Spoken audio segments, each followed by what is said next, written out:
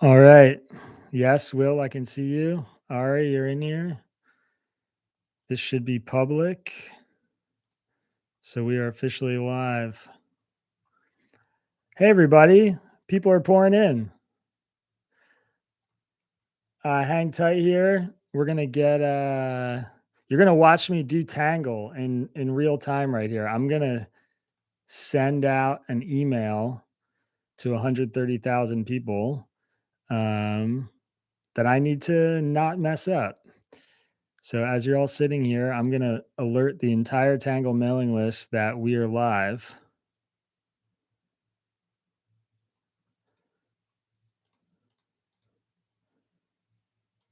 All right. So let's see. There's 60 people watching this. If you're dropping in here, please leave a note in the comments in the chat. I'm very curious where people are watching from. So I'd love to know where you are tuning in with us from. I'm going to send an email right now to the entire Tangle mailing list. So if you're watching, you'll get to see that happen. And then you'll probably see the email hit your inbox if you're a subscriber. If you're not a subscriber and you randomly just stumbled upon this feed, you should go to readtangle.com and become a subscriber. As I hope some of the people in this chat will tell you, it's a great place to get your news. All right, the Tangle email is live. There's 104 people already tuned into the stream. And I suspect when this goes live, there will be a lot more, I hope. I'm going to blast off a tweet really quick, or an X, or whatever we're supposed to call it these days, and let people know that we're live on YouTube.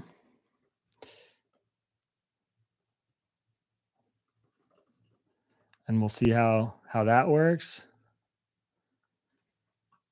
Man, Lake Orion, Michigan, Boston, Texas, Canada, Triangle, North Carolina, Bloomsburg, Pennsylvania, Washington State, Madison, Wisconsin, Houston, Orange County. Yes, Michael, thank you. Everybody like the video and subscribe to Tangle. It helps us. It'll get other people randomly in here. So I've got the debate up here, and I'm going to share the live debate. So this is what it'll look like as we watch tonight. And I can, wherever the story is, we'll take you there. You're streaming ABC News Live. The debate when I do that. Welcome back. If you're just joining us, I'm Martha Raddatz. We're live. And so when we go live here, when the debate is live, we will we'll obviously turn the volume up there, and I'll chime in here and there with some commentary and some fact checks, and generally not try to be too obtrusive to the debate watching experience, but also just let you guys know, you know, if I hear something that strikes me as important. So as we're getting going here, prepared some interesting fun facts. Michael, a good question. I'm drinking bourbon because I have a feeling this is going to be a long night. This is, by the way, my favorite. I'll show this to the people who are in here early. My favorite whiskey in the world, twofold bourbon from Australia, which I guess Australians are making bourbon right now. So that's pretty impressive. White wine, someone drinking bourbon in Vermont. One drink per failed fact check. We will not be here very long. I will have to leave if that happens. Okay, so while Chris Christie is doing his thing on ABC News here, some stuff that I thought you guys might find interesting as we get kicked off. It has been exactly 75 days since the last debate, which basically ended up with Joe Biden dropping out, which is remarkable. 75 days, I mean, 2.5 months effectively. And we are exactly 75 days after that debate now as we sit here. So time has flown. Last week, Donald Trump won the coin flip, which gave him an option of choosing either podium placement or closing statement order. He chose to go last in delivering his closing statement, which for what it's worth, I think is right. So Trump will speak last tonight. And Harris then chose the podium on the right side of the TV screen, which fascinates me. I have no idea what these people think the significance of that is, but I do know that they often choose the right side. I'm not going to drink over 7 bourbons, Magdalena. Please don't bet on that. So also another interesting fact that somebody flagged for me, Russell, one of our interns, this is Donald Trump's 7th general election debate, which is the most in the modern era, which kind of blew my mind. He's done this 7 times. He has experience in a way nobody else really does. 50 million people watched the debate between Trump and Biden on CNN in June. And this debate is expected to exceed that number. There's actually a betting line, an over under on the Nielsen numbers, which is currently 75 million. And I bet the over. Like, I didn't actually bet that, but in our team, I told them that I thought it was going to be over 75 million. I think a lot of people are going to watch this debate tonight. The latest polling heading into the debate, neck and neck. We had a new New York Times Siena poll on Sunday that showed Trump leading Harris by 1 point nationally. Nate Cohn suggested Harris's momentum has stalled, but pollster Nate Silver said Harris had by far the best 24 hours of state polling in a long time, which I thought was pretty interesting. And also, just so you know, this debate is being live streamed on Disney Plus and Hulu, which is an interesting media thing. It's a first. There will be no live studio audience, and candidates will have water, a pen, and a pad of paper with them on the podium. And that is basically it. So I have no idea what to expect. I'm curious if you guys have questions, comments, something you're interested in. We've got a few minutes. ABC has a 5-minute countdown here in the top right corner of their stream. So, if you guys have any thoughts, Evan, good to see you, my friend. Happy to answer them and try and give you some insight. Disney does own ABC. Yeah, that's true. And so that does make sense. Hello to Fayetteville, Arkansas, and Sophie Trist. Sophie, great to have you tuned in. Wrote one of my all-time favorite guest essays in the Tangle newsletter. Very happy to see you watching. Wow, somebody's watching from Jordan. That's incredible. I'm just scrolling through some of the locations here. Illinois, 7 Distilleries bourbon made in Ohio. All right, I like that. Redwood Empire. Wow, I'm getting some bourbon recommendations. For those of you who are tuning in, I'm seeing the numbers. We're about 918.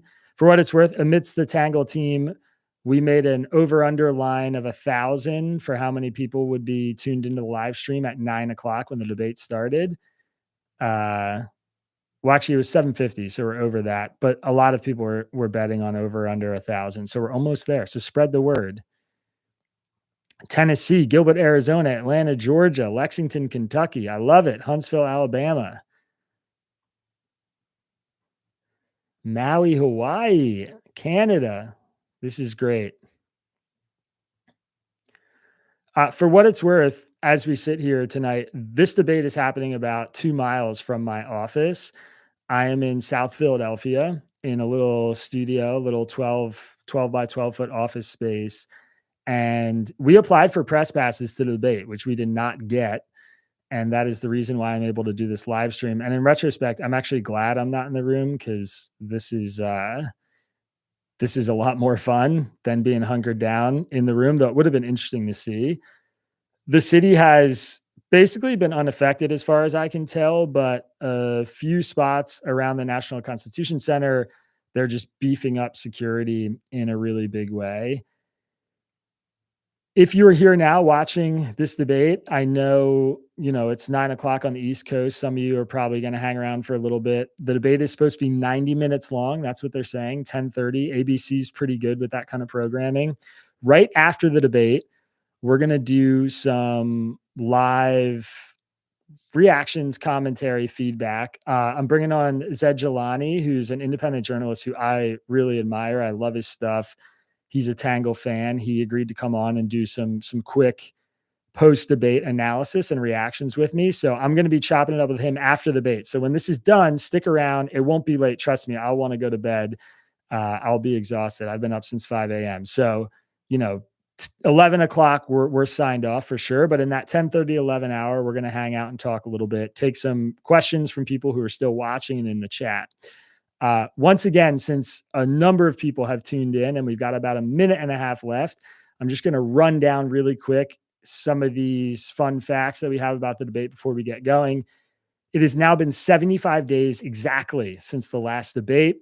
Donald Trump won the coin flip tonight, which gave him the option of choosing either podium placement or closing statement order. He chose to go last in his statement. And then Harris chose the podium on the right side of the TV screen. This is Donald Trump's 7th general election debate, which is the most in the modern era. Heads up, there will not be any opening statements. Moderators are going to dive right into the questions. There is no live studio audience.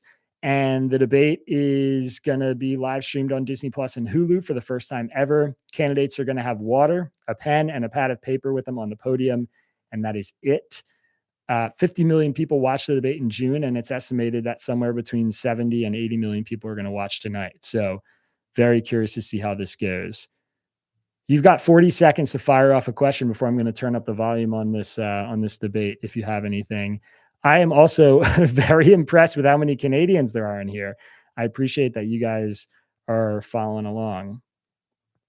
First known time that Trump and Harris have met face-to-face.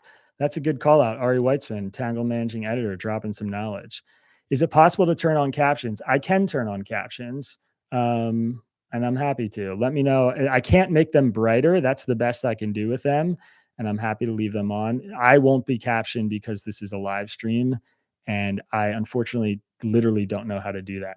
All right, we're about to get going. David Muir and Lindsay Davis.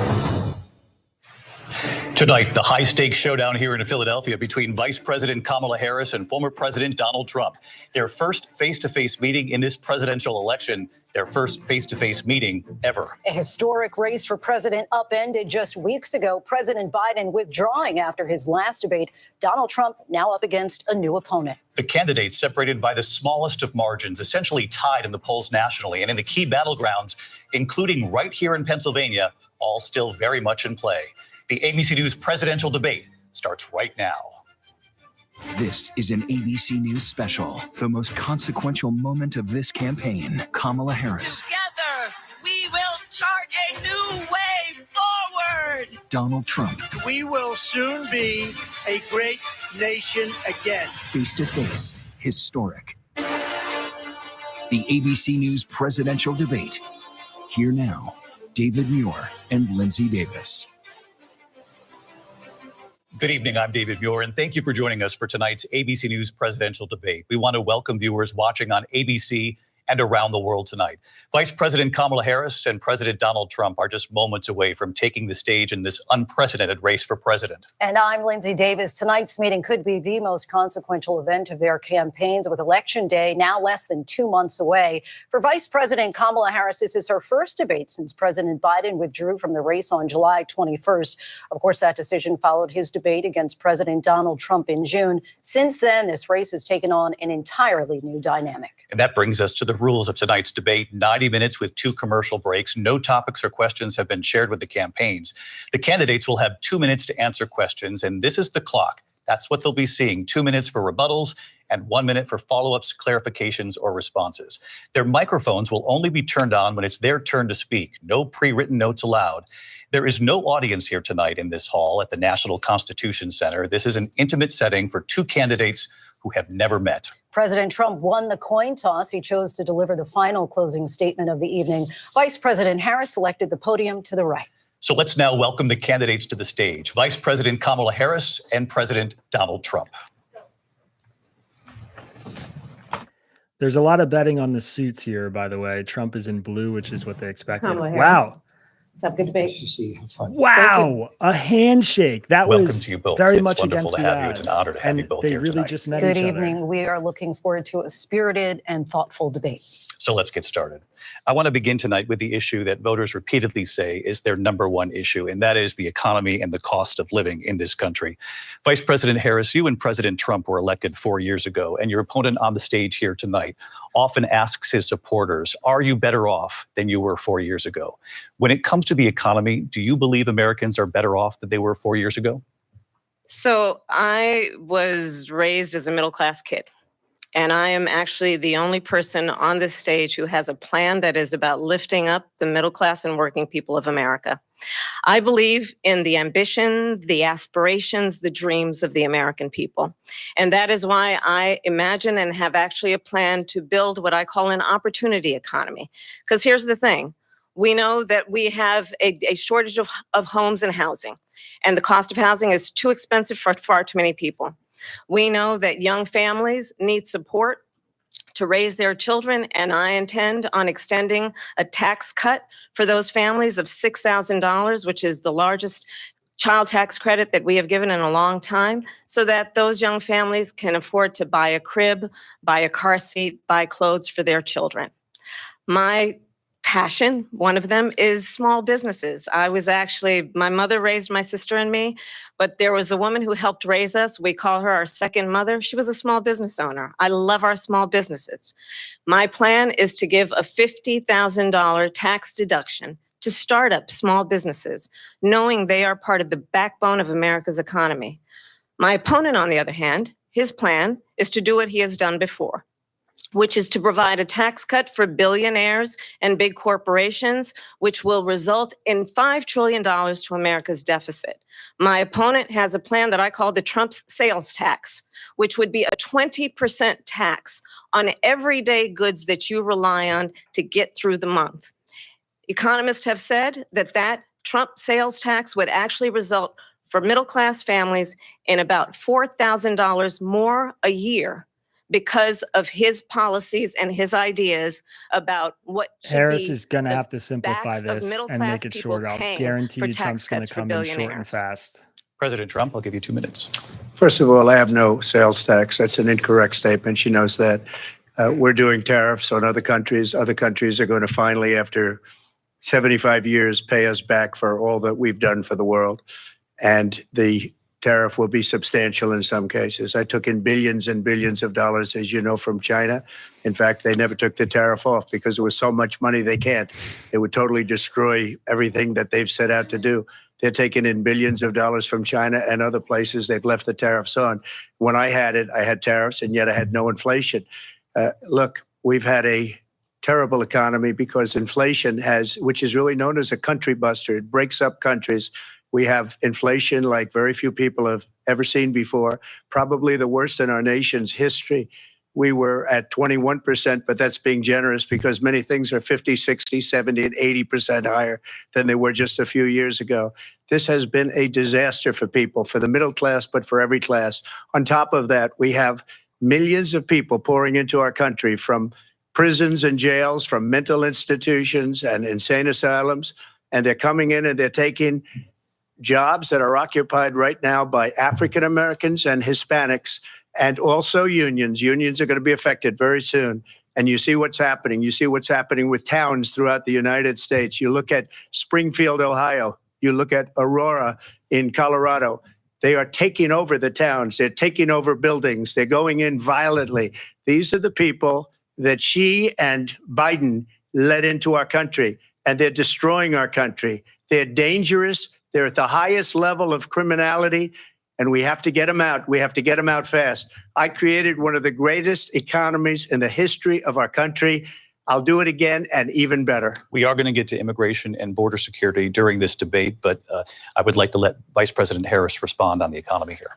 Well, I would love to. Let's talk about what Donald Trump left us.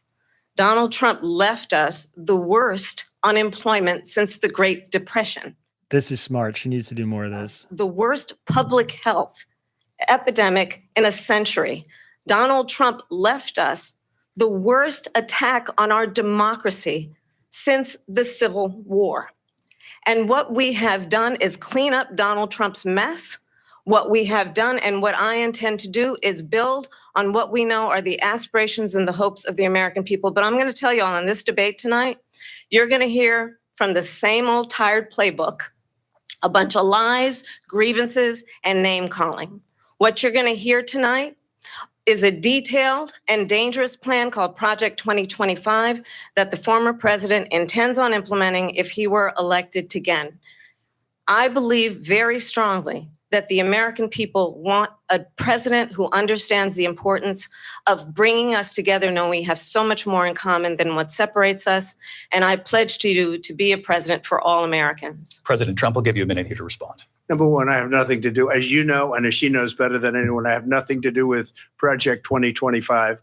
That's out there. I haven't read it. I don't want to read it purposely. I'm not going to read it. This was a group of people that got together. They came up with some ideas, I guess some good, some bad, but it makes no difference. I have nothing to do. Everybody knows I'm an open book. Everybody knows what I'm going to do. Cut taxes very substantially and create a great economy like I did before. We had the greatest economy. We got hit with a pandemic. And the pandemic was not since 1917, where 100 million people died, has there been anything like it. We did a phenomenal job with the pandemic. We handed them over a country where the economy and where the stock market was higher than it was before the pandemic came in. Nobody's ever seen anything like it. We made ventilators for the entire world. We got gowns, we got masks, we did things that nobody thought possible. And people give me credit for rebuilding the military. They give me credit for a lot of things, but not enough credit for the great job we did with the pandemic. But the only jobs they got were bounce back jobs. These were jobs bounced back, and it bounced back and it went to their benefit. But I was the one that created them. They know it, and so does everybody else. Vice President Harris. There is some truth to that. The jobs were coming back when Harris and Biden came in office. No plan for you. And when you look at his economic plan, it's all about tax breaks for the richest people. I am offering what I describe as an opportunity economy. And the best economists in our country, if not the world, have reviewed our relative plans for the future of America. What Goldman Sachs has said is that Donald Trump's plan would make the economy worse. Mine would strengthen the economy. What the Wharton School has said is Donald Trump's plan would actually explode the deficit. 16 Nobel laureates. Citing the Wharton School is definitely a dig at Trump. He went to Penn, Wharton. Increase inflation, and by the middle of next year would invite a recession. You just have to look at where we are and where we stand on the issues. And I'd invite you to know that Donald Trump actually has no plan for you because he is more interested in defending himself than he is in looking out for you. It's just a soundbite. They gave her that to say. Look, I went to Wharton School of Finance, and many of those professors, the top professors, the plan is a brilliant plan. It's a great plan. It's a plan that's going to bring up our worth, our value as a country. It's going to make people want to be able to go and work and create jobs and create a lot of good, solid money for our country. And just to finish off, she doesn't have a plan. She copied Biden's plan, and it's like 4 sentences, like run, spot, run. 4 sentences that are just, oh, we'll try and lower taxes. She doesn't have a plan. Take a look at her plan. How are you guys feeling about Harris's live reactions to Trump? I'm curious. The vice president brought up your tariffs. You responded, and let's drill down on this because your plan is what she calls is essentially a national sales tax. Your proposal calls for tariffs, as you pointed out here, on foreign imports across the board. You recently said that you might double your plan, imposing tariffs up to 20% on goods coming into this country. As you know, many economists say that with tariffs at that level, costs are then passed on to the consumer. Vice President Harris has argued it'll mean higher prices on gas, food, clothing, medication, arguing it costs the typical family nearly $4,000 a year. Do you believe Americans can afford higher prices because of tariffs? They're not going to have higher prices. What's going to have and who's going to have higher prices is China and all of the countries that have been ripping us off for years. I was the only president ever. China was paying us hundreds of billions of dollars, and so were other countries. And, you know, if she doesn't like them, they should have gone out and they should have immediately cut the tariffs. But those tariffs are there 3.5 years now under their administration. We are going to take in billions of dollars, hundreds of billions of dollars. I had no inflation, virtually no inflation. They had the highest inflation perhaps in the history of our country, because I've never seen a worse period of time. People can't go out and buy cereal or bacon or eggs or anything else. The people of our country are absolutely dying with what they've done. They've destroyed the economy. And all you have to do is look at a poll. The polls say 80 and 85 and even 90% that the Trump economy was great, that their economy was terrible. Vice President Harris, I do want to ask for your response. And you heard what the president said there, because the Biden administration did keep a number of the Trump tariffs in place. So how do you respond? Well, let's be clear that the Trump administration resulted in a trade deficit, one of the highest we've ever seen in the history of America. He invited trade wars. You want to talk about his deal with China? What he ended up doing is, under Donald Trump's presidency, he ended up selling American chips to China to help them improve and modernize their military, basically sold us out, when a policy about China should be in making sure the United States of America wins the competition for the 21st century, which means focusing on the details of what that requires, focusing on relationships with our allies, focusing on investing in American-based technology so that we win the race on AI, on quantum computing, focusing on what we need to do to support America's workforce so that we don't end up having on the short end of the stick in terms of workers' rights. But what Donald Trump did, let's talk about this, with COVID, is he actually thanked President Xi for what he did during COVID. Look at his tweet.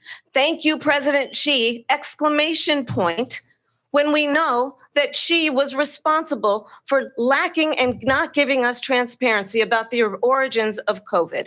President Trump, I'll let you respond. First of all, they bought their chips from Taiwan. We hardly make chips anymore because of philosophies like they have and policies like they have. I don't say her because she has no policy. Everything that she believed 3 years ago and 4 years ago is out the window. She's going to my philosophy now. In fact, I was going to send her a MAGA hat. She's gone to my philosophy. But if she ever got elected, she'd change it. And it will be the end of our country. She's a Marxist. There is some truth that she and the Biden administration have taken a lot of their policies on China. But when you look at what she's done to Trump our just country, called her a Marxist, and when you look and I at these muted it, sorry. millions and millions of people that are pouring into our country monthly, where it's, I believe, 21 million people, not the 15 that people say, and I think it's a lot higher than the 21. That's bigger than New York State pouring in. And just look at what they're doing to our country. They're criminals. Many of these people coming in are criminals. And that's bad for our economy, too. You know, you mentioned before, we'll talk about immigration later. Well, bad immigration is the worst thing that can happen to our economy. They have, and she has, destroyed our country with policy that's insane. Almost policy that you'd say they have to hate our country. President Trump, thank you. Lindsay? I want to turn to the issue of abortion. President Trump, you've often touted that you were able to kill Roe v. Wade. Last year, you said that you were proud to be the most pro-life president in American history. Then last month, you said that your administration would be great for women and their reproductive rights. In your home state of Florida, you surprised many with regard to your 6-week abortion ban, because you initially had said that it was too short. And you said, quote, I'm going to be voting that we need more than 6 weeks. But then the very next day, you reversed course and said you would vote to support the 6-week ban.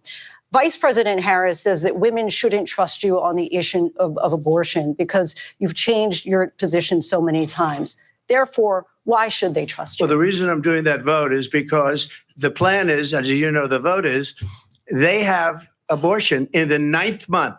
They even have, and you can look at the governor of West Virginia, the previous governor of West Virginia, not the current governor, is doing an excellent job, but the governor before, he said the baby will be born and we will decide what to do with the baby. In other words, we'll execute the baby. And that's why I did that, because that predominates, because they're radical. The Democrats are radical in that. And her vice presidential pick, which I think was a horrible pick, by the way, for our country, because he is really out of it. But her vice presidential pick says abortion in the 9th month is absolutely fine. He also says execution after birth. This is nonsense. The baby is born is okay. And that's not okay with me, hence the vote. But what I did is something for 52 years. They've been trying to get Roe v. Wade into the states. And through the genius and heart and strength of 6 Supreme Court justices, we were able to do that. Now, I believe in the exceptions for rape, incest, and life of the mother. I believe strongly in it. Ronald Reagan did also. 85% of Republicans do. Exceptions, very important. But we were able to get it, and now states are voting on it. And for the first time, you're going to see, look, this is an issue that's torn our country apart for 52 years. Every legal scholar, every Democrat, every Republican, liberal, conservative, they all wanted this issue to be brought back to the states where the people could vote. And that's what happened. Now, Ohio, the vote was somewhat liberal. Kansas, the vote was somewhat liberal, much more liberal than people would have thought. But each individual state is voting. It's the vote of the people now. It's not tied up in the federal government. I did a great service in doing it. It took courage to do it. And the Supreme Court had great courage in doing it. And I give tremendous credit to those 6 justices. There is no state in this country where it is legal to kill a baby after it's born. Madam Vice President, I want to get your response to President Trump. Well, as I said, you're going to hear a bunch That of was lies, funny. and that's not actually a surprising fact. Let's understand how we got here. Donald Trump hand-selected 3 members of the United States Supreme Court with the intention that they would undo the protections of Roe v. Wade.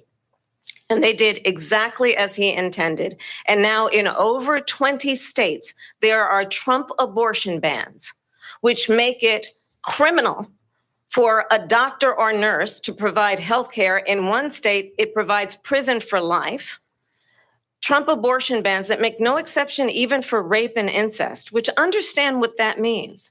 A survivor of a crime of violation to their body does not have the right to make a decision about what happens to their body next. That is immoral.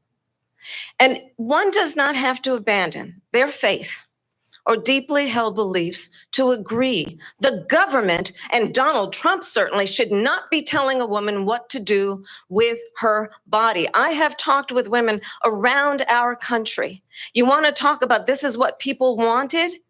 Pregnant women who want to carry a pregnancy to term, suffering from a miscarriage, being denied care in an emergency room because the healthcare providers are afraid they might go to jail, and she's bleeding out in a car in the parking lot. She didn't want that. Her husband didn't want that. A 12 or 13-year-old survivor of incest being forced to carry a pregnancy to term. They don't want that.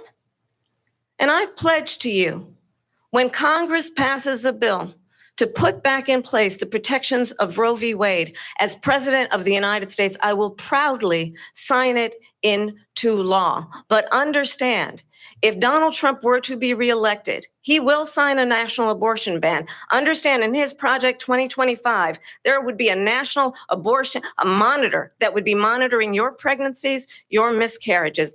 I think the American people believe that certain freedoms, in particular the freedom to make decisions about one's own body, should not be made by the government. Thank you. That's the clip that's going to be on all the news stations Again, tomorrow. it's a lie. I'm not signing a ban, and there's no reason to sign a ban because we've gotten what everybody wanted. Democrats, Republicans, and everybody else, and every legal scholar wanted it to be brought back into the states, and the states are voting. And it may take a little time, but for 52 years, this issue has torn our country apart, and they've wanted it back in the states. And I did something that nobody thought was possible. The states are now voting. What she says is an absolute lie.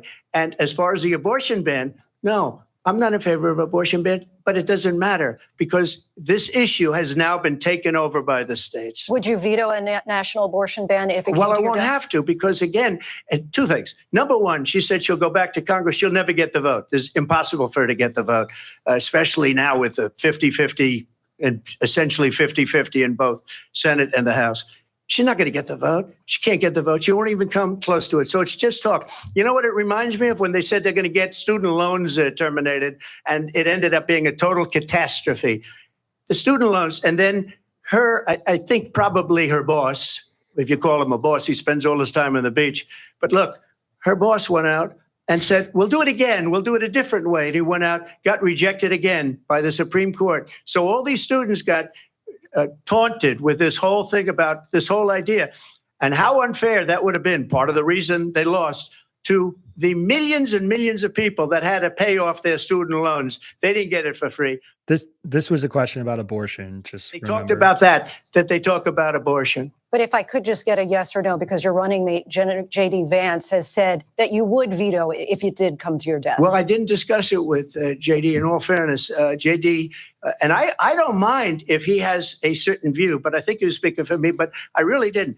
Look, we don't have to discuss it because she'd never be able to get it, just like she couldn't get student loans. They couldn't get student loans. They didn't even come close to getting student loans. They taunted young people and a lot of other people that had loans. They can never get this approved. So it doesn't matter what she says about going to Congress. So wonderful. Let's go to Congress, do it. But the fact is that for years, they wanted to get it out of Congress and out of the federal government.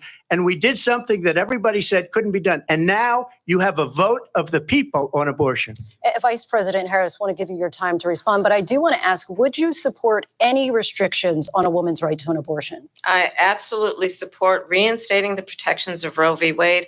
And as you rightly mentioned, nowhere in America is a woman carrying a pregnancy to term and asking for an abortion. That is not happening. It's insulting to the women of America. And understand what has been happening under Donald Trump's abortion bans. Couples who pray and dream of having a family are being denied IVF treatments. What is happening in our country?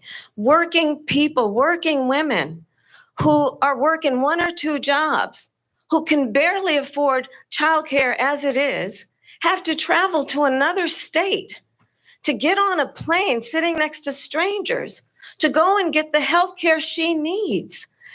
Barely can afford to do it, and what you are putting her through is unconscionable. And the people of America have not, the majority of Americans believe in a woman's right to make decisions about her own body. And that is why in every state where this issue has been on the ballot, in red and blue states both, the people of America have voted for freedom. Vice President Harris, excuse me, I have to respond. Another lie. It's another lie. I have been a leader on IVF, which is fertilization. The IVF, I have been a leader.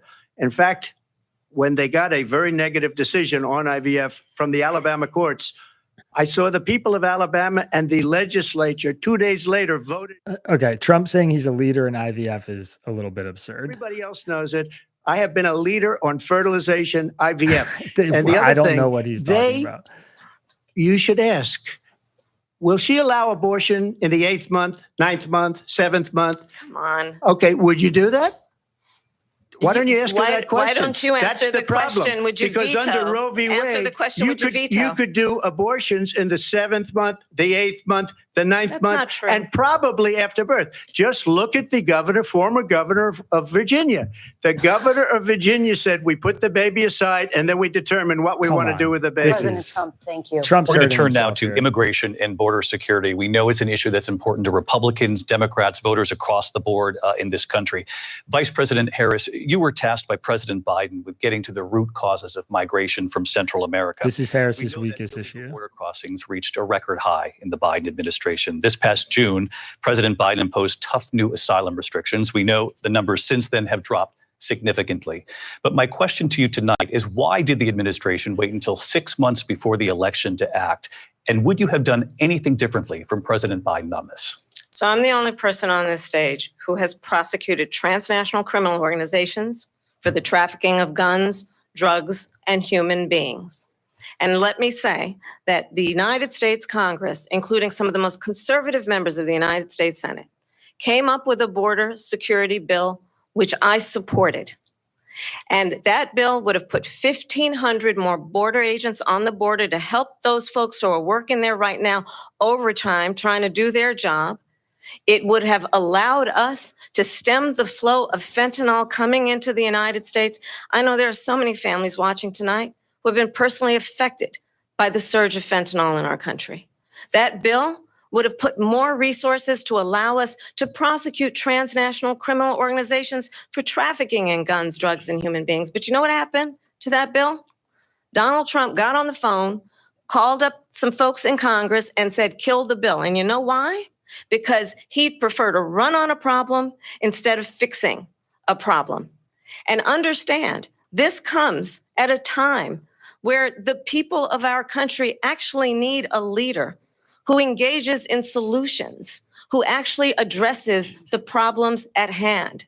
But what we have in the former president is someone who would prefer to run on a problem instead of fixing a problem. And I'll tell you something, he's going to talk about immigration a lot tonight, even when it's not the subject that is being raised. And I'm going to actually do something really unusual, and I'm going to invite you to attend one of Donald Trump's rallies, because it's a really interesting thing to watch.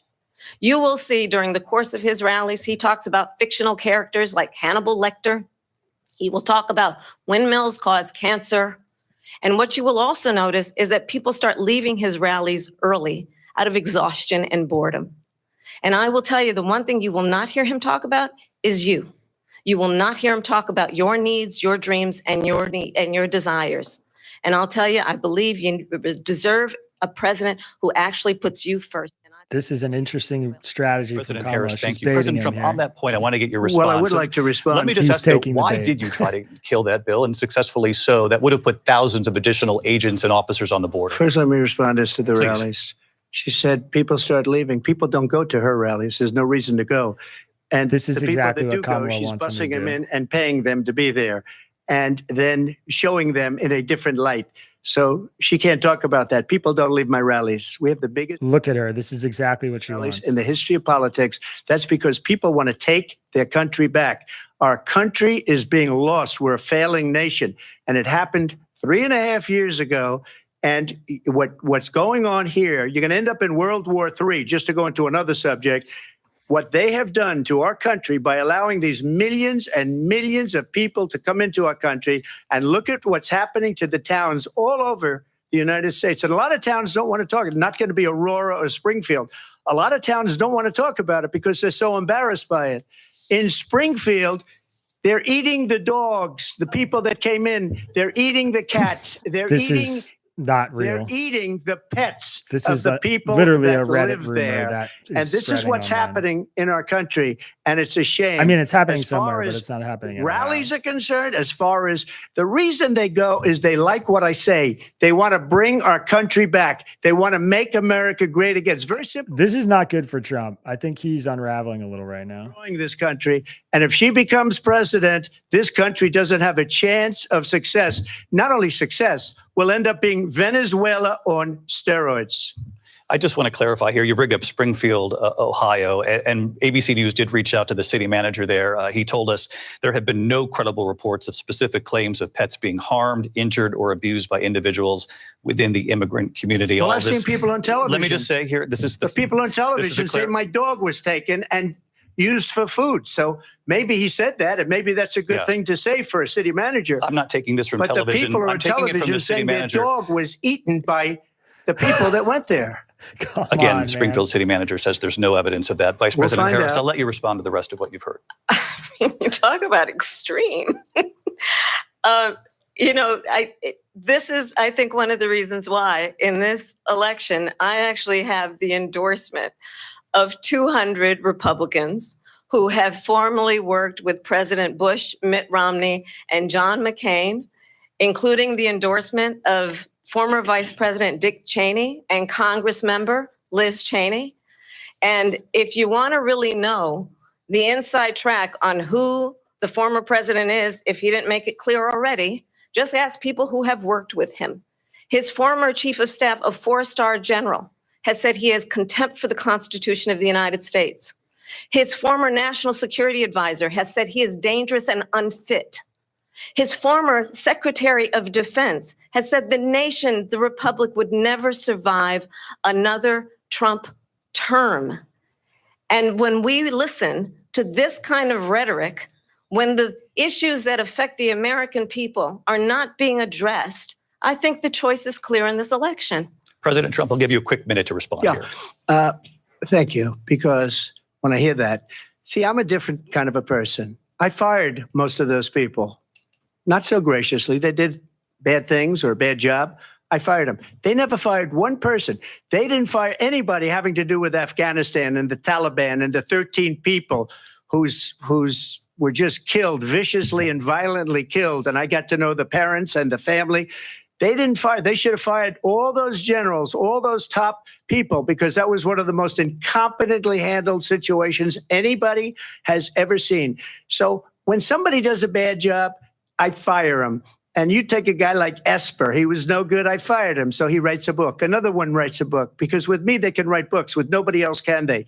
But they have done such a poor job, and they never fire anybody. Look at the economy. Look at the inflation. They didn't fire any of their economists. They have the same people. That's a good way not to have books written about you.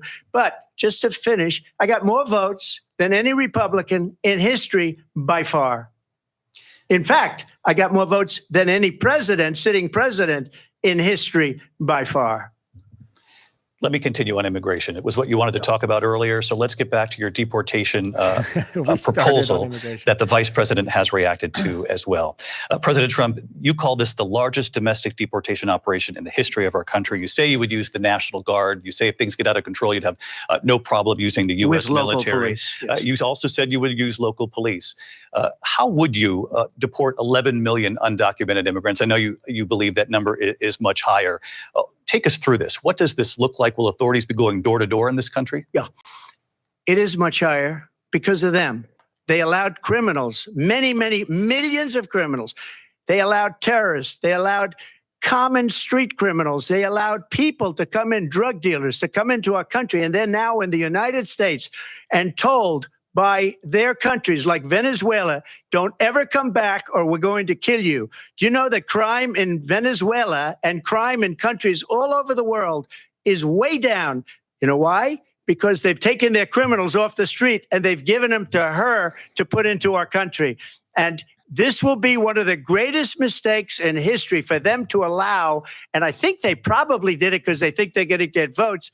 But we'll have a commercial break coming up because here they're destroying the fabric of our country by what they've done. There's never been anything done like this at all. They've destroyed the fabric of our country. Millions of people let in, and all over the world, crime is down all over the world except here. Crime here is up and through the roof. Despite their fraudulent statements that they made, crime in this country is through the roof. And we have a new form of crime. It's called migrant crime. And it's happening at levels that nobody thought possible. President Trump, as you know, the FBI says overall violent crime is actually coming down in this country. But Vice President Harris, the FBI they were defrauding statements. They didn't include the worst cities. They didn't include the cities with the worst crime. It was a fraud. Just like their number of 818,000 jobs that they said they created turned out to be a fraud. President Trump, thank you. I'll let you respond, Vice President Harris. Well, I think this is so rich coming from someone who has been prosecuted for national security crimes, economic crimes, election interference, has been found liable for sexual assault, and his next big court appearance is in November at his own criminal sentencing. And let's be clear where each person stands on the issue of what is important about respect for the rule of law and respect for law enforcement. The former vice president called for defunding federal law enforcement, 45,000 agents, get this, on the day after he was arraigned on 34 felony counts. So let's talk about what is important in this race. It is important that we move forward, that we turn the page on this same old tired rhetoric and address the needs of the American people, address what we need to do about the housing shortage, which I have a plan for, address what we must do to support our small businesses, address bringing down the price of groceries. But frankly, the American people are exhausted with this same old tired playbook. Vice President Harris, thank you. Excuse me. Every one of those cases was started by them against their political opponent. And I'm winning most of them, and I will win the rest on appeal. And you saw that with the decision that came down just recently from the Supreme Court. I'm winning most of them. But those are cases, it's called weaponization. Never happened in this country. They weaponized the Justice Department. Every one of those cases was involved with the DOJ, from Atlanta and Fani Willis to the Attorney General of New York and the DA in New York. Every one of those cases. And then they say, oh, he's a criminal. They're the ones that made them go after me. By the way, Joe Biden was found essentially guilty on the documents case. And what happened in my documents case? They said, oh, that's the toughest of them all. A complete and total victory. 2 months ago, it was thrown out. It's weaponization, and they used it, and it's never happened in this country. They used it to try and win an election. They're fake cases. President Trump, thank you. A really quick response here, Vice President Harris, on this notion of weaponization of the Justice Department. Well, let's talk about extreme and understand the context in which this election in 2024 is taking place. The United States Supreme Court recently ruled that the former president would essentially be immune from any misconduct if he were to enter the White House again. Understand, this is someone who has openly said he would terminate, I'm quoting, terminate the Constitution of the United States, that he would weaponize the Department of it's an exaggeration. Enemies. Someone who has openly expressed disdain for members of our military. Understand what it would mean if Donald Trump were back in the White House with no guardrails, because certainly we know now the court won't stop him. We know J.D. Vance is not going to stop him. It's up to the American people. Vice President stop Harris, him. Thank you. Lindsay? Vice President Harris, in your last run for president. This is the one that weaponized, not me. She weaponized. I probably took a bullet to the head because of the things that they say about me. They talk about democracy. I'm a threat to democracy. They're the threat to democracy with a fake Russia investigation We do have a lot that went nowhere. We have a lot to get to. Lindsay? Vice President Harris, in your last run for president, you said you wanted to ban fracking. Now you don't. You wanted mandatory government buyback programs for assault weapons. Here we go. Big moment. Says you don't. You supported decriminalizing border crossings. Now you're taking a harder line. I know you say that your values have not changed. So then why have so many of your policy positions changed? So my values have not changed, and I'm going to discuss every one of at least every point that you've made. But in particular, let's talk about fracking because we're here in Pennsylvania. I made that very clear in 2020. I will not ban fracking. I have not banned fracking as vice. Pennsylvania, first state to get mentioned. I was the tie-breaking vote on the Inflation Reduction Act, which opened new leases for fracking. My position is that we have got to invest in diverse sources of energy so we reduce our reliance on foreign oil. We have had the largest increase in domestic oil production in history because of an approach that recognizes that we cannot over-rely on foreign oil. As it relates to my values, let me tell you, I grew up a middle-class kid raised by a hardworking mother who worked and saved and was able to buy our first home. Pivoting and not answering the question. The values I bring to the importance of home ownership, knowing not everybody got handed $400 million on a silver platter and then filed bankruptcy 6 times, is a value that I bring to my work to say we are going to work with the private sector and home builders to increase 3 million homes, increase by 3 million homes by the end of my first term. My work that is related Why to not just say, I was in the White House, I learned, and my position assaulted changed? by her stepfather. And my focus then on protecting women and children from violent crime is based on a value that is deeply grounded in the importance of standing up for those who are most vulnerable. My work that is about protecting Social Security and Medicare is based on longstanding work that I have done, protecting seniors from scams. My values have not changed. And what is important is that there is a president who actually brings values and a perspective that is about lifting people up and not beating people down and name calling. The true measure of the leader is the leader who actually understands the strength is not in beating people down, it's in lifting people up. I intend to be that president. President Trump, your response? First of all, I wasn't given $400 million. I wish I was. My father was a Brooklyn builder, Brooklyn, Queens, and a great father, and I learned a lot from him. But I was given a fraction of that, a tiny fraction, and I built it into many, many billions of dollars, many, many billions. And when people see it, they are even surprised. So we don't have to talk about that. Fracking, she's been against it for 12 years. Defund the police, she's been against that forever. She gave all that stuff up very wrongly, very horribly, and everybody's laughing at it, okay? They're all laughing at it. She gave up at least 12 and probably 14 or 15 different policies. Like, She was big on defund the police. In Minnesota, she went out. Wait a minute. I'm talking now. This is right. Come on, please. This is a good place to go. Does that sound familiar? She went out in Minnesota and wanted to let criminals that killed people, that burned down Minneapolis, she went out and raised money to get them out of jail. She did things that nobody would ever think of. Now she wants to do transgender operations on illegal aliens that are in prison. This is a radical left liberal that would do this. She wants to confiscate your guns, and she will never allow fracking in Pennsylvania. If she won the election, fracking in Pennsylvania will end on day one. Just to finish, one thing so important in my opinion.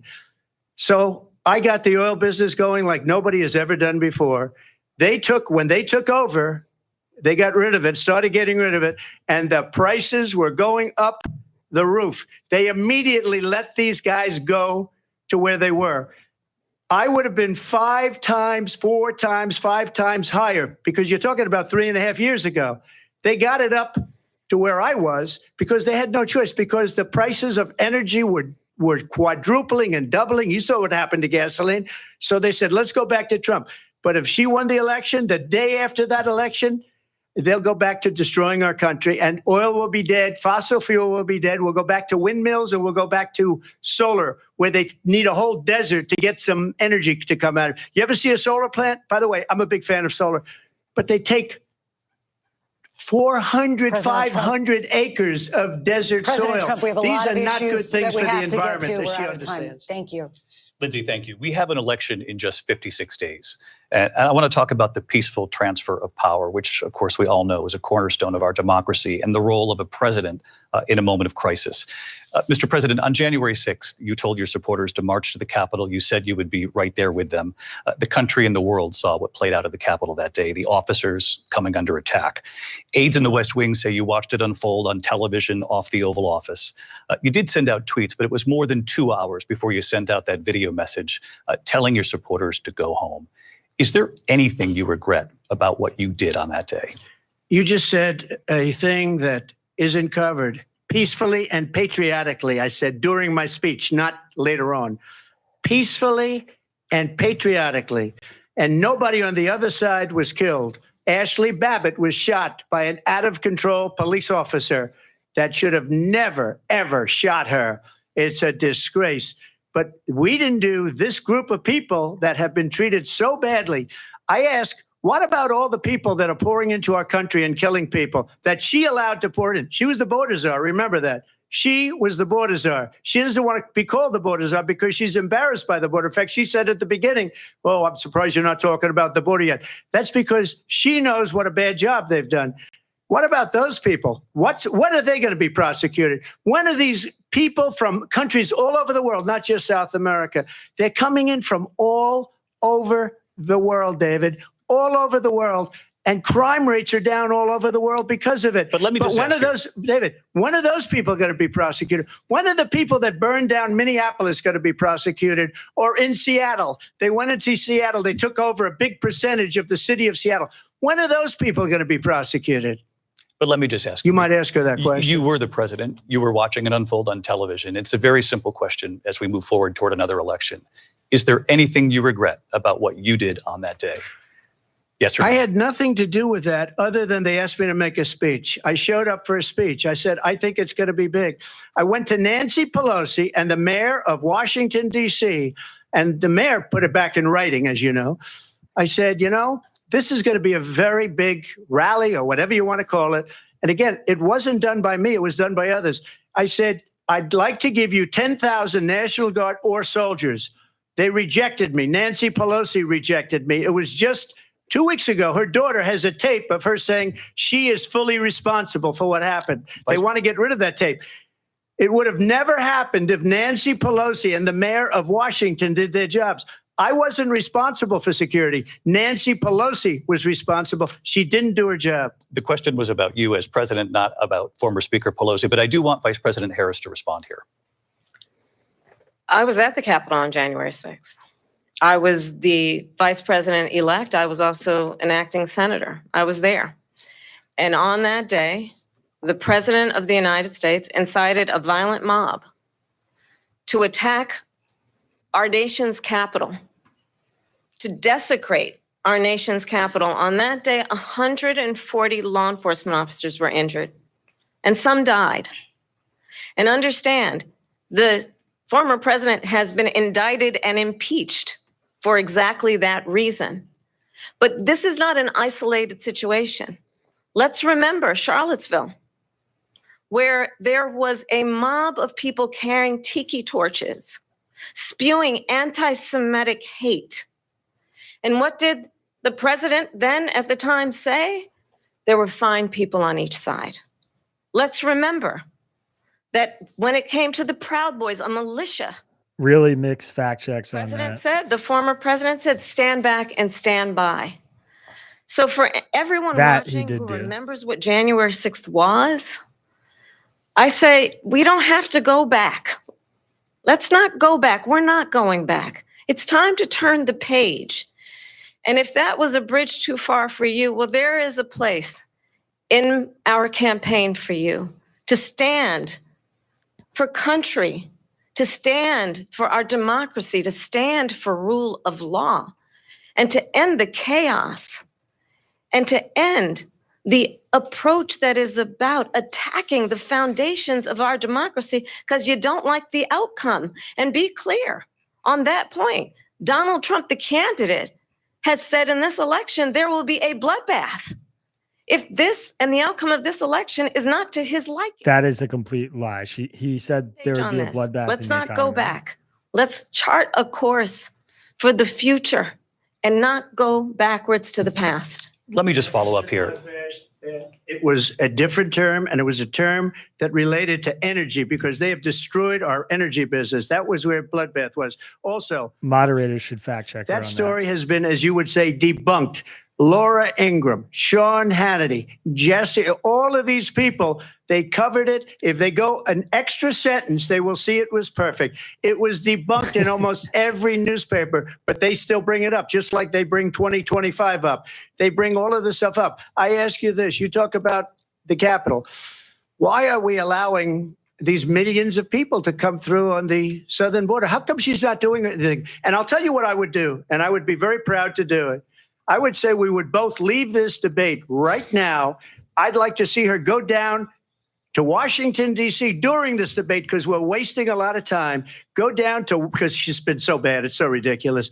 Go down to Washington, D.C. and let her sign a bill to close up the border because they have the right to do it. They don't need bills. They have the right to do it. The president of the United States, you'll get him out of bed. You'll wake him up at 4 o'clock in the afternoon. Right. You'll say, come on down to the office. Let's sign a bill. If he signs a bill that the border is closed, all he has to do is say it to the Border Patrol, who are phenomenal. If they do that, the border is closed. Mr. Those President, people are killing many people, unlike J6. We talked immigration here tonight. I do want to focus on this next issue to both of you because it really brings us this into focus, truth in these times that we're living in. Mr. President, for 3.5 years after you lost the 2020 election, you repeatedly falsely claimed that you won, many times saying you won in a landslide. In the past couple of weeks leading up to this debate, you have said, quote, you lost by a whisker, that you, quote, didn't quite make it, that you came up a little bit short. I said that? Are you now acknowledging that you lost in 2020? No, I don't acknowledge that at all. But I you said did that say sarcastically. That. You know that. It was said, oh, we lost by a whisker. That was said sarcastically. Look, there's so much acknowledge proof. All you have to do is look at it. And they should have sent it back to the legislatures for approval. I got almost 75 million votes, the most votes any sitting president has ever gotten. I was told if I got 63, which was what I got in 2016, you can't be beaten. The election, people should never be thinking about an election as fraudulent. We need two things. We need walls, and we have to have it. We have to have borders, and we have to have good elections. Our elections are bad. And a lot of these illegal immigrants coming in, they're trying to get them to vote. They can't even speak English. They don't even know what country they're in practically. And these people are trying to get them to vote. And that's why they're allowing them to come into our country. I did watch all of these pieces of video. I didn't detect the sarcasm, lost by a whisker. We didn't quite make it.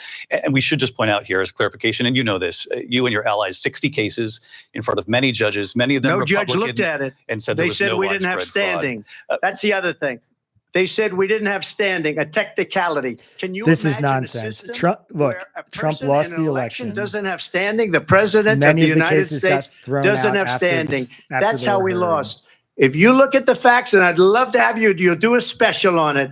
I'll show you Georgia, and I'll show you Wisconsin, and I'll show you Pennsylvania, and I'll show you. We have so many facts and statistics, but you know what? That doesn't matter, because we have to solve the problem that we have right now. That's old news. And the problem that we have right now is we have a nation in decline, and they have put it into decline. We have a nation that is dying, David. Mr. President, thank you. Vice President Harris, you heard the president there tonight. He said he didn't say that he lost by a whisker. So he still believes he did not lose the election that was won by President Biden and yourself. But I do want to ask you about something that's come up in the last couple of days. This was a post from President Trump about this upcoming election just weeks away. He said, when I win, those people who cheated, and then he lists donors, voters, election officials, he says will be prosecuted to the fullest extent of the law, which will include long-term prison sentences. One of your campaign's top lawyers responded saying, we won't let Donald Trump intimidate us. We won't let him suppress the vote. Is that what you believe he's trying to do here? Donald Trump was fired by 81 million people. So let's be clear about that. And clearly he is having a very difficult time processing that. But we cannot afford to have a president of the United States She's poking him. who attempts, as he did in the past, to upend the will of the voters in a free and fair election. And I'm going to tell you that I have traveled the world as Vice President of the United States, and world leaders are laughing at Donald Trump. I have talked with military leaders, some of whom worked with you, and they say you're a disgrace. And when you then talk in this way, She is really going after him. What over and over again are court cases you have lost because you did, in fact, lose that election. It leads one to believe that perhaps we do not have in the candidate to my right the temperament or the ability to not be confused about fact. That's deeply troubling, and the American people deserve better. I'll give you 1 minute to respond, Mr. President. Let me just say about world leaders. Viktor Orban, one of the most respected men, they call him a strong man. He should not be citing Viktor Orban. Prime Minister of Hungary. They said, why is the whole world blowing up? 3 years ago, it wasn't. Why is it blowing up? He said, because you need Trump back as president. They were afraid of him. China was afraid. This is not smart by Trump. I use the word afraid, but I'm just quoting him. China was afraid of him. North Korea was afraid of him. Look at what's going on with North Korea, by the way. He said Russia was afraid of him. I ended the Nord Stream 2 pipeline, and Biden put it back on day one, but he ended the XL pipeline. The XL pipeline in our country, he ended that. But he let the Russians build a pipeline going all over Europe and heading into Germany, the biggest pipeline in the world. Look, Viktor Orban said it. He said the most respected, most feared person is Donald Trump. We had no problems when Trump was president, but when this weak, pathetic man that you saw at a debate just a few months ago, that if he weren't in that debate, he'd be running instead of her. She got no votes. He got 14 million votes. What you did, you talk about a threat to democracy. He got 14 million votes and they threw him out of office. And you know what? I'll give you a little secret. He hates her. He can't stand her. But he got 14 million votes. They threw him out. She got 0 votes. And when she ran, she was the first one to leave because she failed. And now she's running. I don't understand it, but I'm okay with it because your time is I up. think we're going to do very well. We've got a lot more to get to. Turning now to the Israel-Hamas war and the hostages who are still being held, Americans among them. Vice President Harris, in December, you said, quote, Israel has a right to defend itself, but you added, quote, it matters how, saying international humanitarian law must be respected. Israel must do more to protect innocent civilians. You said that 9 months ago. Now an estimated 40,000 Palestinians are dead. Nearly 100 hostages remain. Just last week, Prime Minister Benjamin Netanyahu said there's not a deal in the making. President Biden has not been able to break through the stalemate. How would you do it? Well, let's understand how we got here. On October 7, Hamas, a terrorist organization, slaughtered 1,200 Israelis. many of them young people who were simply attending a concert. Women were horribly raped. And so absolutely, I said then, I say now, Israel has a right to defend itself. We would. And how it does so matters, because it is also true, far too many innocent Palestinians have been killed. Children, mothers.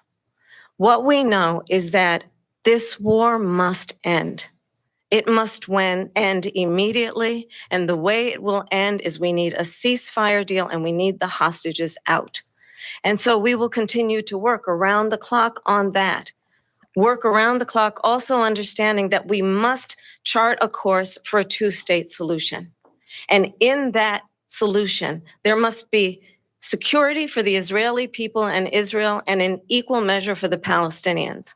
But the one thing I will assure you always, I will always give Israel the ability to defend itself, in particular as it relates to Iran and any threat that Iran and its proxies pose to Israel.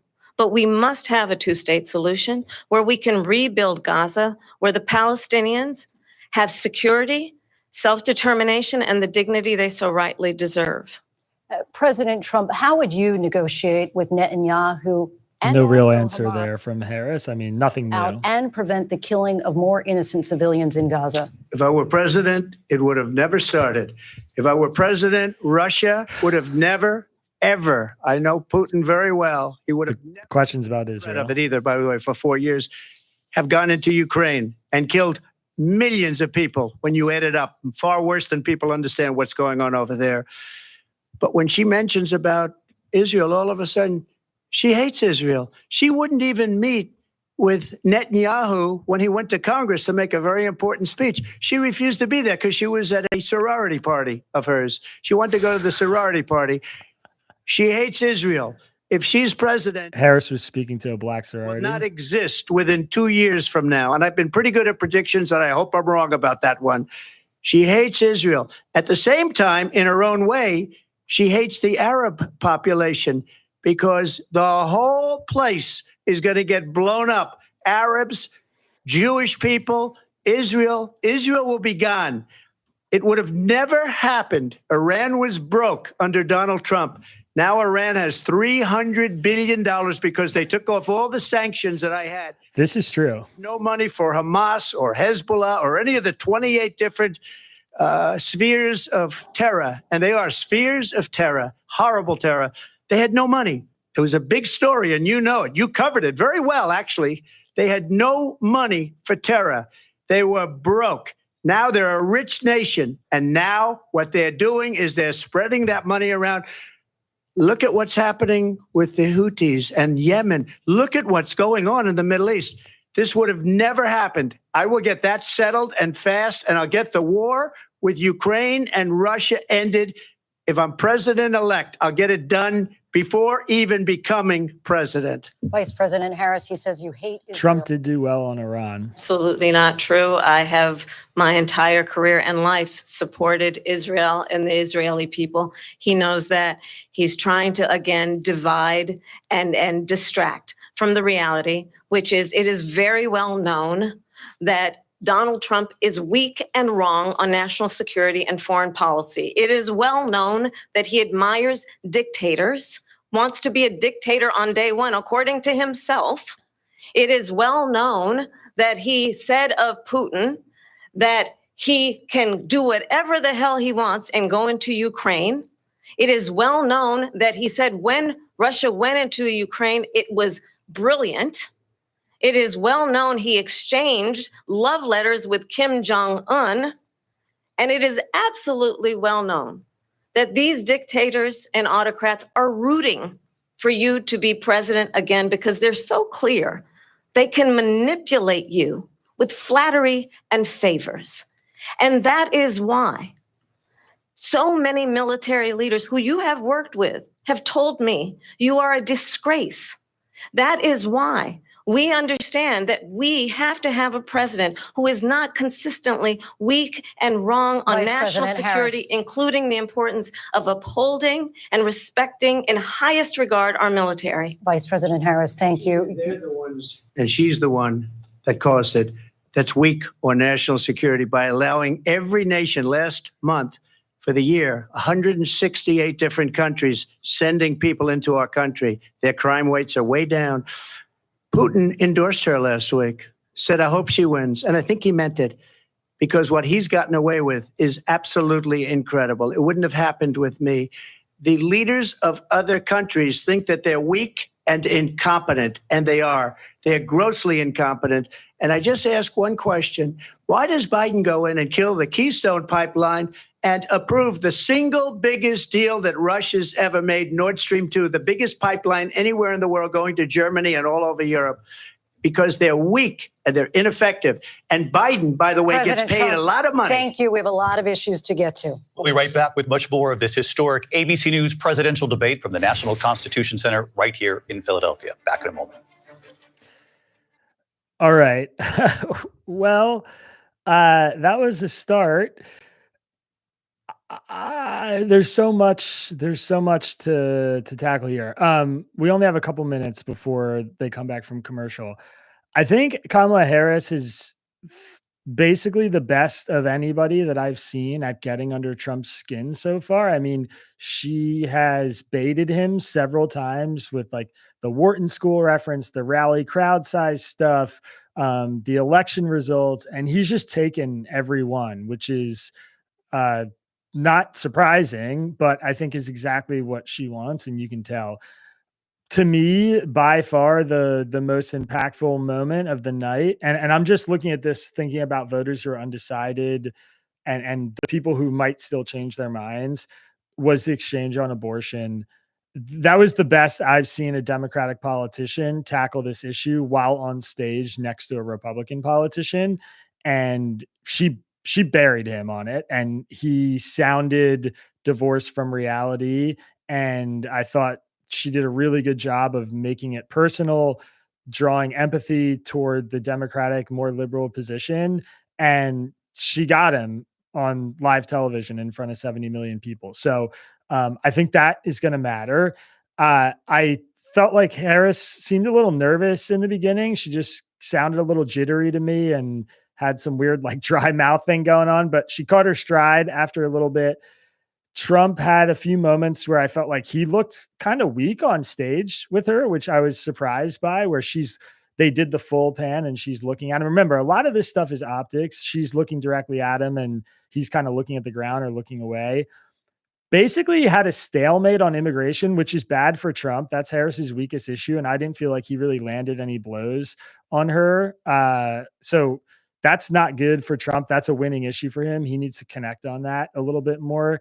He got into the whole like eating cats stuff in Springfield, like really bad, basically just falling for like nonsense Twitter rumors that like there's a real thing happening in Ohio with Haitian migrants, but the stories about them stealing people's dogs and eating them and stuff, like you can look it up yourself. It's basically all unverified nonsense. Very interesting that the debate so far, to me, has felt like one where Harris has been in control for a lot of it. The moderators are, I think, a little bit more on top of some of Trump's lies, which is to be expected. I think they're both more left-leaning people, if I'm totally honest. But I expected Trump to look a lot more forceful and in control on stage tonight, and I don't think he has, which is kind of interesting to me. A lot of people are asking what I think about the moderators. I think that they've missed a few very obvious fact checks on Harris, and they have not missed some very obvious ones on Trump. So to me, it looks a little uneven, but generally they've mostly stayed out of it and not drawn a bunch of attention themselves. So I think that is good. Some of the reader questions, the viewer questions you guys left in the chat while we were talking, somebody said, why do they keep turning on the mics here? Oh, that was Audrey, our former intern. Hi, Audrey. Good to see you. I don't know. That struck me too, that we could hear them sometimes when the other person was talking, when the mics are supposed to be muted. They did that a little bit in the middle there, which felt like a mistake. Peter, undecided. Do I get bourbon or beer at the break? Great question. Get your bourbon. That's what I'm drinking. Bryce said she does well when she talks about nothing she has done and nothing she will do. Keep the focus on him. He is unlikable, but has policies and positions. I think that's true. She's clearly trying to bring out the worst of Trump's personality and show that to people tonight. And I think she's doing it really effectively. Both candidates have not done a great job answering the questions. Get Roe v. Wade into the states. What does that mean? Trump saying that by, ending Roe v. Wade in the Supreme Court, it's something that people can vote on at the state level now. He seems to believe that that's something that, everybody should be doing. Liza, I think how you pronounce your name, asked opportunity economy, will it sell? Very skeptical of that. I don't think she did a great job selling it in the beginning of this debate, but we'll see. There's a lot of time left. We're coming back, so I'm going to turn the volume back up on the debate. We'll get some more hang around after the debate. We'll be on for about 20, 30 minutes for some post-game analysis. Welcome back to this historic ABC News presidential debate tonight. We're going to continue here, and I want to turn to the war in Ukraine. We're now 2.5 years into this conflict. Mr. President, it has been the position of the Biden administration that we must defend Ukraine from Russia, from Vladimir Putin, to defend their sovereignty, their democracy, that it's in America's best interest to do so, arguing that if Putin wins, he may be emboldened to move even further into other countries. You have said you would solve this war in 24 hours. You said so just before the break tonight. How exactly would you do that? And I want to ask you a very simple question tonight. Do you want Ukraine to win this war? I want the war to stop. I want to save lives that are being uselessly, people being killed by the millions. It's the millions. It's so much worse than the numbers that you're getting, which are fake numbers. Look, we're in for 250 billion or more because they don't ask Europe, which is a much bigger beneficiary to getting this thing done than we are. They're in for $150 billion less because Biden and you don't have the courage to ask Europe like I did with NATO. They paid billions and billions, hundreds of billions of dollars when I said, either you pay up or we're not going to protect you anymore. So that's maybe one of the reasons they don't like me as much as they like weak people. But you take a look at what's happening. We're in for 250 to 275 billion. They're into 100 to 150. They should be forced to equalize. With that being said, I want to get the war settled. I know Zelensky very well, and I know Putin very well. I have a good relationship, and they respect your president, okay? They respect me. They don't respect Biden. How would you respect him? Why? For what reason? He hasn't even made a phone call in 2 years to Putin, hasn't spoken to anybody. They don't even try and get it. That is a war that's dying to be settled. I will get it settled before I even become president. If I win, when I'm president-elect, and what I'll do is I'll speak to one, I'll speak to the other, I'll get them together. That war would have never happened. And in fact, when I saw Putin after I left, unfortunately left because our country has gone to hell. But after I left, when I saw him building up soldiers, he did it after I left. I said, oh, he must be negotiating. It must be a good, strong point of negotiation. Well, it wasn't, because Biden had no idea how to talk to him. He had no idea how to stop it. And now you have millions of people dead, and it's only getting worse, and it could lead to World War III. Don't kid yourself, David. We're playing with World War III, and we have a president that we don't even know if he's. Where is our president? We don't even know if he's a president. And just to clarify they threw him out of a campaign like a dog. We don't even know. Is he our president? But we have a president, Mr. President, that doesn't know he's alive. Your time is up. Just to clarify in the question, do you believe it's in the U.S. best interest for Ukraine to win this war, yes or no? I think it's the U.S. best interest to get this war finished and just get it done. All right. Negotiate a deal, because we have to stop all of these human Not lives an answer. from being destroyed. I want to take this to Vice President Harris. I want to get your thoughts on support for Ukraine in this moment, but also as Commander-in-Chief, if elected, how would you deal with Vladimir Putin, and would it be any different from what we're seeing from President Biden? Well, first of all, it's important to remind the former president, you're not running against Joe Biden, you're running against me. I believe the reason that Donald Trump says that this war would be over within 24 hours is because he would just give it up. And that's not who we are as Americans. Let's understand what happened here. I actually met with Zelensky a few days before Russia invaded, tried through force to change territorial boundaries, to defy one of the most important international rules and norms, which is the importance of sovereignty and territorial integrity. And I met with President Zelensky. I shared with him American intelligence about how he could defend himself. Days later, I went to NATO's eastern flank, to Poland and Romania. And through the work that I and others did, we brought 50 countries together to support Ukraine in its righteous defense. And because of our support, because of the air defense, the ammunition, the artillery, the javelins, the Abrams tanks that we have provided, Ukraine stands as an independent and free country. If Donald Trump were president, Putin would be sitting in Kyiv right now. And understand what that would mean, because Putin's agenda is not just about Ukraine. Understand why the European allies and our NATO allies are so thankful that you are no longer president, and that we understand the importance of the greatest military alliance the world has ever known, which is NATO, and what we have done to preserve the ability of Zelensky and the Ukrainians to fight for their independence. Otherwise, Putin would be sitting in Kyiv with his eyes on the rest of Europe, starting with Poland. And why don't you tell the 800,000 Polish Americans right here in Pennsylvania how quickly you would give up for the sake of favor and what you think is a friendship with what is known to be a dictator who would eat you for lunch. Vice President Harris, thank you. We've heard from both of you on Ukraine tonight. Afghanistan came up in the last hour. I wanted her to respond to something you said earlier, and I'll give you a minute here. Putin would be sitting in Moscow, and he wouldn't have lost 300,000 men and women, but he would have been sitting in Moscow. Quiet, please. He would have been sitting in Moscow much happier than he is right now. But eventually, you know, he's got a thing that other people don't have. He's got nuclear weapons. They don't ever talk about that. He's got nuclear weapons. Nobody ever thinks about that. And eventually, maybe he'll use them, and maybe he hasn't been that threatening, but he does have that. Something we don't even like to talk about. Nobody likes to talk about it.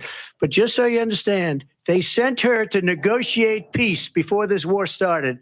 3 days later, he went in and he started the war because everything they said was weak and stupid. They said the wrong things. That war should have never started. She was the emissary. They sent her in to negotiate with Zelensky and Putin, and she did. And the war started 3 days later. And that's the kind of talent we have with her. She's worse than Biden. In my opinion, I think he's the worst president in the history of our country. She goes down as the worst vice president in the history of our country. But let me tell you something. She is a horrible negotiator. They sent her in to negotiate. As soon as they left, Putin did the invasion. President Trump, thank you. You did bring up something. You said she went to negotiate with Vladimir Putin. Vice President Harris, have you ever met Vladimir Putin? Can you clarify tonight? Yet again, I said it at the beginning of this debate, you're going to hear a bunch of lies coming from this fellow. And that is another one. When I went to meet with President Zelensky, I've now met with him over 5 times. The reality is it has been about standing as America always should, as a leader upholding international rules and norms, as a leader who shows strength.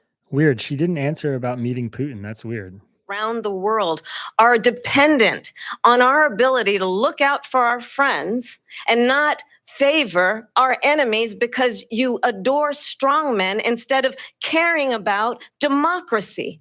And that is very much what is at stake here. The President of the United States is commander in chief, and the American people have a right to rely on a president who understands the significance of America's role and responsibility in terms of ensuring that there is stability and ensuring we stand up for our principles and not sell them for the benefit of personal flattery. We've talked about Ukraine and Vladimir Putin. I do want to talk about Afghanistan. It came up in the first hour of this debate. I want to move on to Afghanistan. Stoltenberg said Trump did the most amazing thing I've ever seen. He got these countries, the 28 countries at the time, to pay up. He said, I've never seen. He's the head of NATO.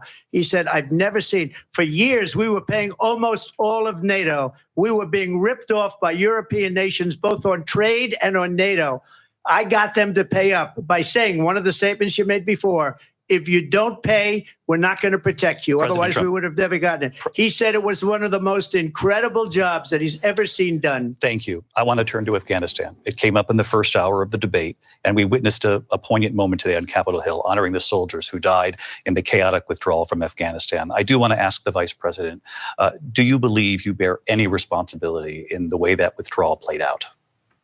Well, I will tell you, I agreed with President Biden's decision to pull out of Afghanistan. 4 presidents said they would, and Joe Biden did. And as a result, America's taxpayers are not paying the $300 million a day we were paying for that endless war. And as of today, there is not one member of the United States military who is in active duty in a combat zone in any war zone around the world, the first time this century. But let's understand how we got to where we are. Donald Trump, when he was president, negotiated one of the weakest deals you can imagine. He calls himself a deal maker. Even his national security advisor said it was a weak, terrible deal. And here's how it went down. He bypassed the Afghan government. He negotiated directly with a terrorist organization called the Taliban. The negotiation involved the Taliban getting 5,000 Taliban terrorists released. And get this. And the president at the time invited the Taliban to Camp David, a place of storied significance for us as Americans, a place where we honor the importance of American diplomacy, where we invite and receive respected world leaders. And this former president, as president, invited them to Camp David because he does not again appreciate the role and responsibility of the President of the United States to be commander-in-chief with a level of respect. And this gets back to the point of how he has consistently disparaged and demeaned members of our military, fallen soldiers, and the work that we must do to uphold the strength and the respect of the United States of America around the world. Vice President Harris, thank you. President Trump, your response to her saying that you began the negotiations with the Taliban. So if you take a look at that period of time, the Taliban was killing our soldiers, a lot of them, with snipers. And I got involved with the Taliban because the Taliban was doing the killing. That's the fighting force within Afghanistan. They don't bother doing that because, they deal with the wrong people all the time. But I got involved. And Abdul is the head of the Taliban. He is still the head of the Taliban. And I told Abdul, don't do it anymore. You do it anymore, you're going to have problems. And he said, why do you send me a picture of my house? I said, you're going to have to figure that out, Abdul. And for 18 months, we had nobody killed. We did have an agreement negotiated by Mike Pompeo. It was a very good agreement. The reason it was good, we were getting out. We would have been out faster than them, but we wouldn't have lost the soldiers. We wouldn't have left many Americans behind, and we wouldn't have left $85 billion worth of brand new, beautiful military equipment behind. And just to finish, they blew it. The agreement said you have to do this, and they didn't do it. The agreement was terminated by us because they didn't do what they were supposed to do. I want to move on. And these people did the worst withdrawal, and in my opinion, the most embarrassing moment in the history of our country. And by the way, that's why Russia attacked Ukraine, because they saw how incompetent she and her boss are. President Trump, thank you. I want to move on now to race and politics in this country. Mr. President, you recently said of Vice President Harris, quote, I didn't know she was black until a number of years ago when she happened to turn black, and now she wants to be known as black. I want to ask a bigger picture question here tonight. Why do you believe it's appropriate to weigh in on the racial identity of your opponent? I don't, and I don't care. I don't care what she is. I don't care. You make a big deal out of something. I couldn't care less. Whatever she wants to be is okay with me. But those were your words. So I'm asking. I don't know. I mean, all I can say is I read where she was not black, that she put out, and I'll say that. And then I read that she was black, and that's okay. Either one was okay with me. That's up to her. That's up to her. Vice President Harris, your thoughts on this? Honestly, I think it's a tragedy that we have someone who wants to be president who has consistently, over the course of his career, attempted to use race to divide the American people. You know, I do believe that the vast majority of us know that we have so much more in common than what separates us, and we don't want this kind of approach that is just constantly trying to divide us, and especially by race. And let's remember how Donald Trump started. He was land, he owned buildings, and he was investigated because he refused to rent property to Black families. Let's remember, this is the same individual who took out a full-page ad in the New York Times calling for the execution of 5 young Black and Latino boys who were innocent, the Central Park 5. Took out a full-page ad calling for their execution. This is the same individual who spread birther lies about the first Black president of the United States. And I think the American people want better than that, want better than this, want someone who understands, as I do, I travel our country. We see in each other a friend. We see in each other a neighbor. We don't want a leader who is constantly trying to have Americans point their fingers at each other. I meet with people all the time who tell me, can we please just have discourse about how we're going to invest in the aspirations and the ambitions and the dreams of the American people? Knowing that regardless of people's color or the language their grandmother speaks, we all have the same dreams and aspirations and want a president who invests in those, not in hate and division. Vice President Harris, thank you. Lindsay? President Trump, this is now your 3rd time. This is the most divisive presidency in the history of our country. There's never been anything like it. They're destroying our country, and they come up with things like what she just said. Going back many, many years, when a lot of people, including Mayor Bloomberg, agreed with me on the Central Park 5, they admitted, they said, they pled guilty. And I said, well, if they pled guilty, they badly hurt a person, killed a person ultimately. And if they pled guilty, then they pled, we're not guilty. But this is a person that him defending the Central Park 5 ad? Years ago, because there's nothing now. I built one of the greatest economies in the history of the world, and I'm going to build it again. It's going to be bigger, better, and stronger. But they're destroying our economy. They have no idea what a good economy is. Their oil policies, every single policy. And remember this, she is Biden. You know, she's trying to get away from Biden. I don't know the gentleman, she says. She is Biden. The worst inflation we've ever had, a horrible economy because inflation has made it so bad, and she can't get away with that. Thank you. Your time is up. I want to respond to that, though. I want to just respond briefly. Clearly, I am not Joe Biden, and I am certainly not Donald Trump. And what I do offer is a new generation of leadership for our country, one who believes in what is possible, one who brings a sense of optimism about what we can do instead of always disparaging the American people. I believe in what we can do to strengthen our small businesses, which is why I have a plan. Let's talk about our plans and let's compare the plans.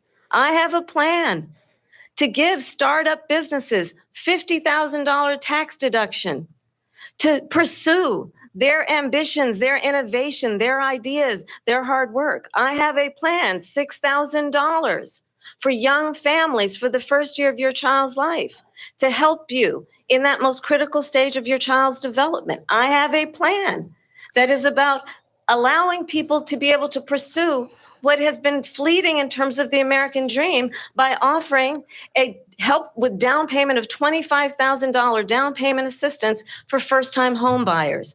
That's the kind of conversation, I believe, David, that people really want tonight, as opposed to a conversation that is constantly about belittling and name-calling. Let's turn the page. Vice President and move Harris, forward. Thank you. Let's turn to policy. President Trump, we have to move on. President Trump.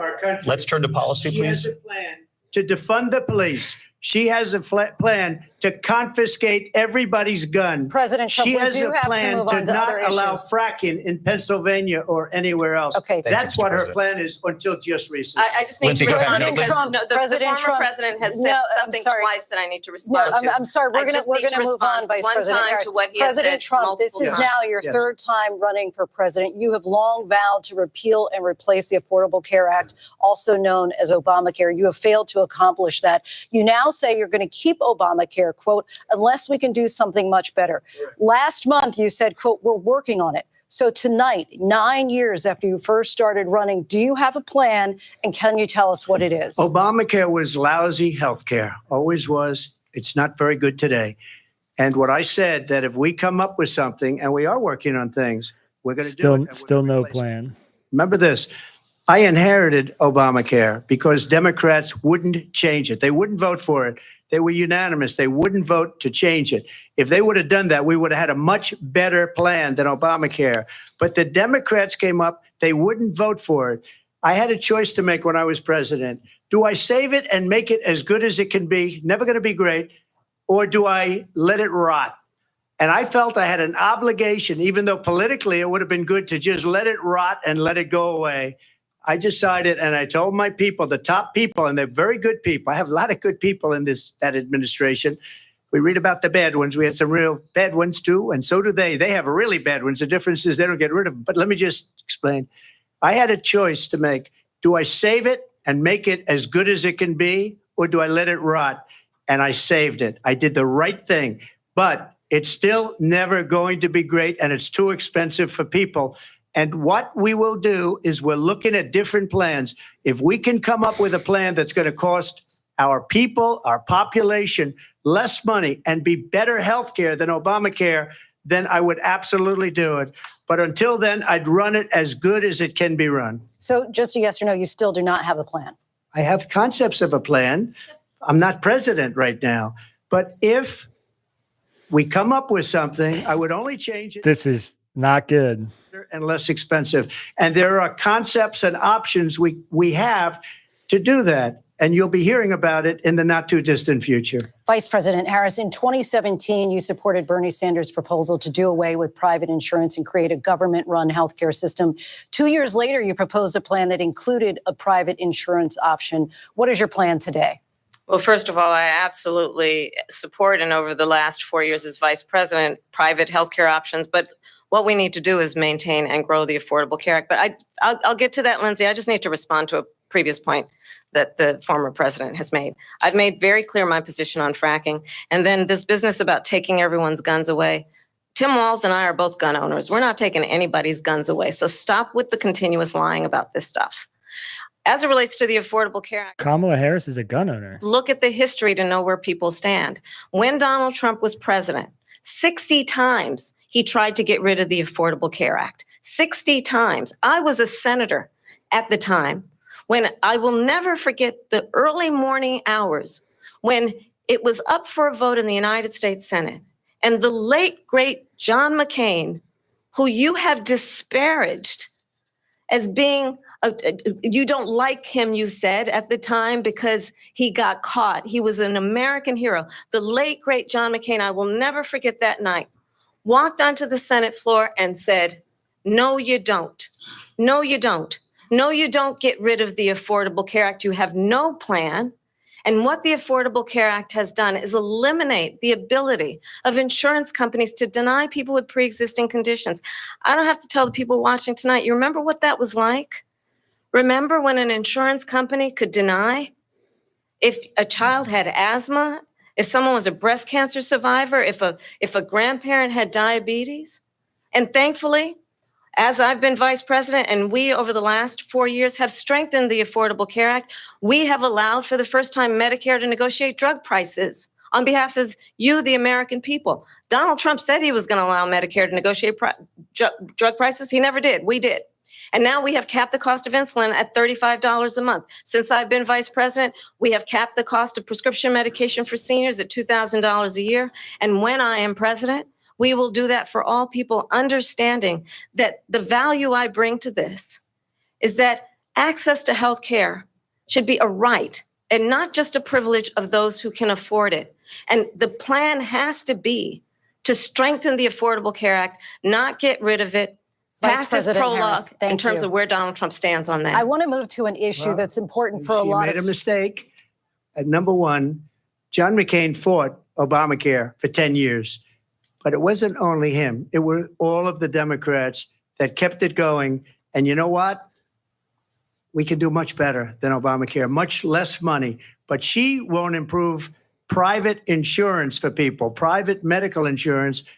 That's another thing she doesn't want to get. People are paying privately for insurance that have worked hard and made money, and they want to have private. She wants everybody to be on government insurance where you wait 6 months for an operation that you need immediately. President Trump, thank you. We have another issue that we'd like to get to that's important for a number of Americans, in particular younger voters, and that's climate change. President Trump, with regard to the environment, you say that we have to have clean air and clean water.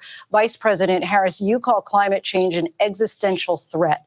The question to you both tonight is, what would you do to fight climate change? And Vice President Harris, we'll start with you. 1 minute for you each. Well, the former president had said that climate change is a hoax.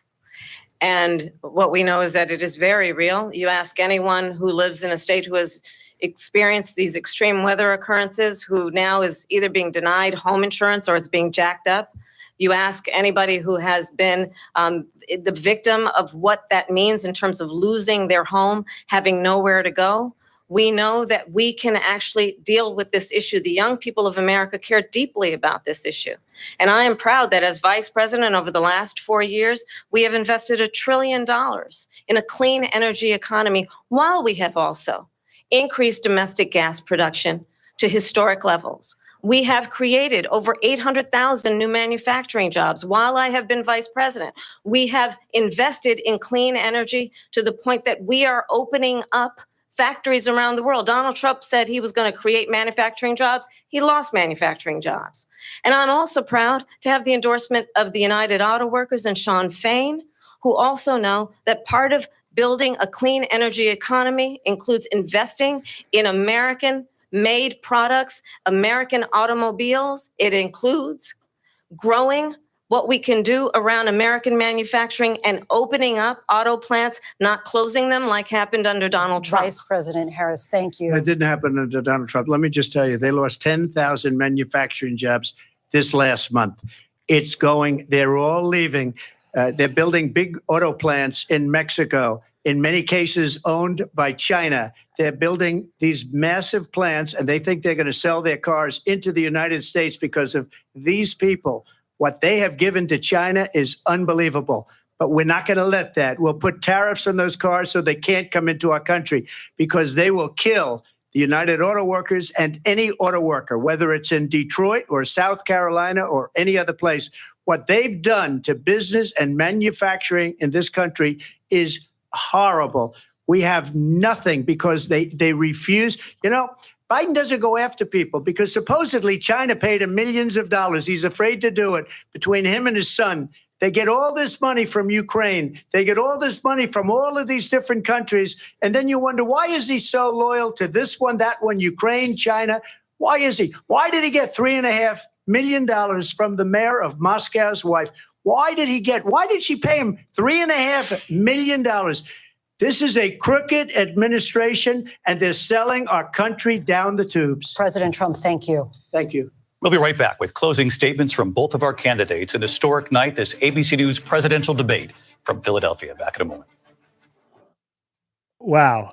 First of all, thank you guys all so much for hanging with us. I've mentioned it a few times tonight, but as people keep popping in and out, I'll keep saying it, that we're going to do about 20 minutes maybe with a guest of hanging around. And one small promotional thing right now, if you guys are enjoying this or you're new to Tangle, you're not familiar with our newsletter, we are right now offering a 20% discount on subscriptions to get the whole suite of content we offer. I'm dropping it in the chat. If you're interested in it, you can click that link and get a quick 20% discount on your first year of subscribing to Tangle. Some quick thoughts just about what we just saw. I mean, first of all, weirdly, I don't think Trump kind of left a layup for Harris on the healthcare stuff, and then she didn't get to it quick enough, in my opinion.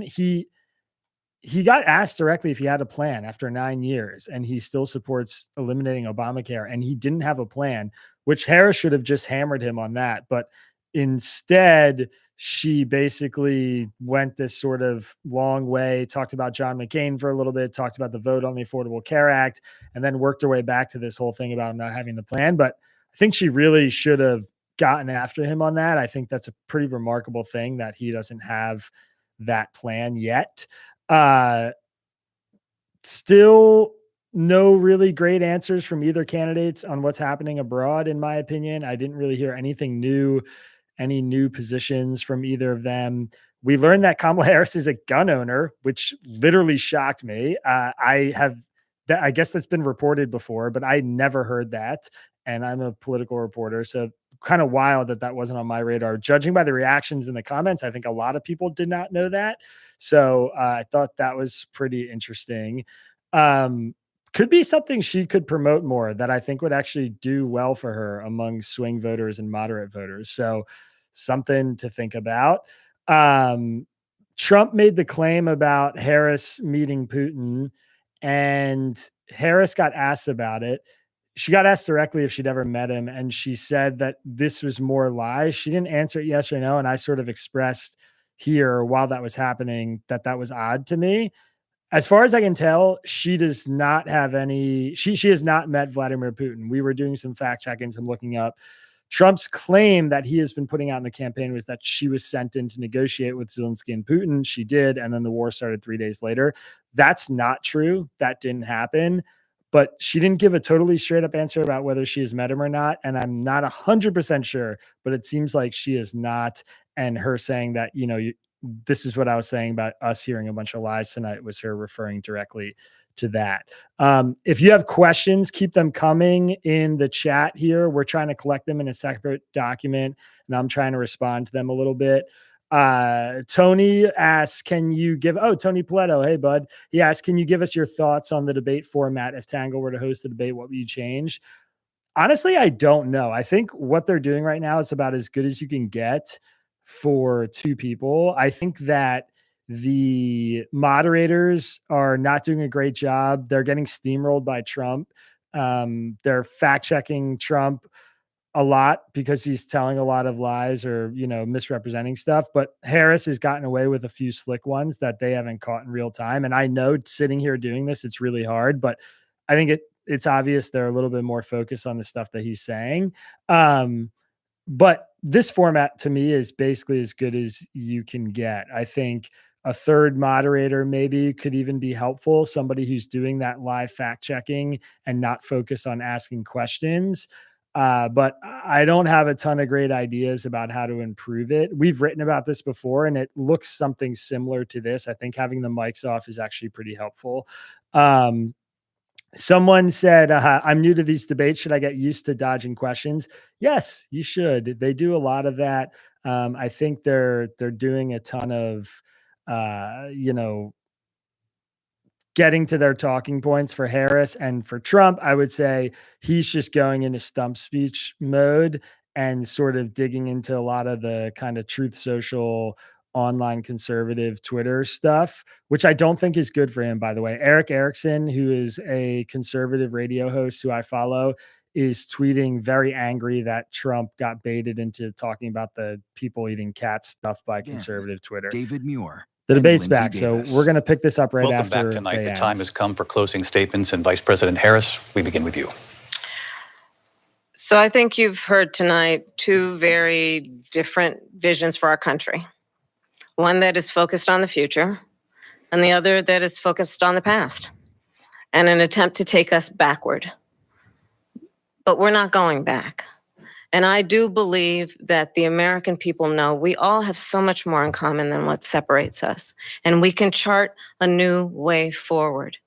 And a vision of that includes having a plan, understanding the aspirations, the dreams, the hopes, the ambition of the American people, which is why I intend to create an opportunity economy, investing in small businesses, in new families, in what we can do around protecting seniors, what we can do that is about giving hardworking folks a break and bringing down the cost of living. I believe in what we can do together that is about sustaining America's standing in the world and ensuring that we have the respect that we so rightly deserve, including respecting our military and ensuring we have the most lethal fighting force in the world. I will be a president that will protect our fundamental rights and freedoms, including the right of a woman to make decisions about her own body and not have her government tell her what to do. I'll tell you, I started my career as a prosecutor. I was a DA, I was an attorney general, a United States senator, and now vice president. I've only had one client, the people. And I'll tell you, as a prosecutor, I never asked a victim or a witness, are you a Republican or a Democrat? The only thing I ever asked them, are you okay? And that's the kind of president we need right now.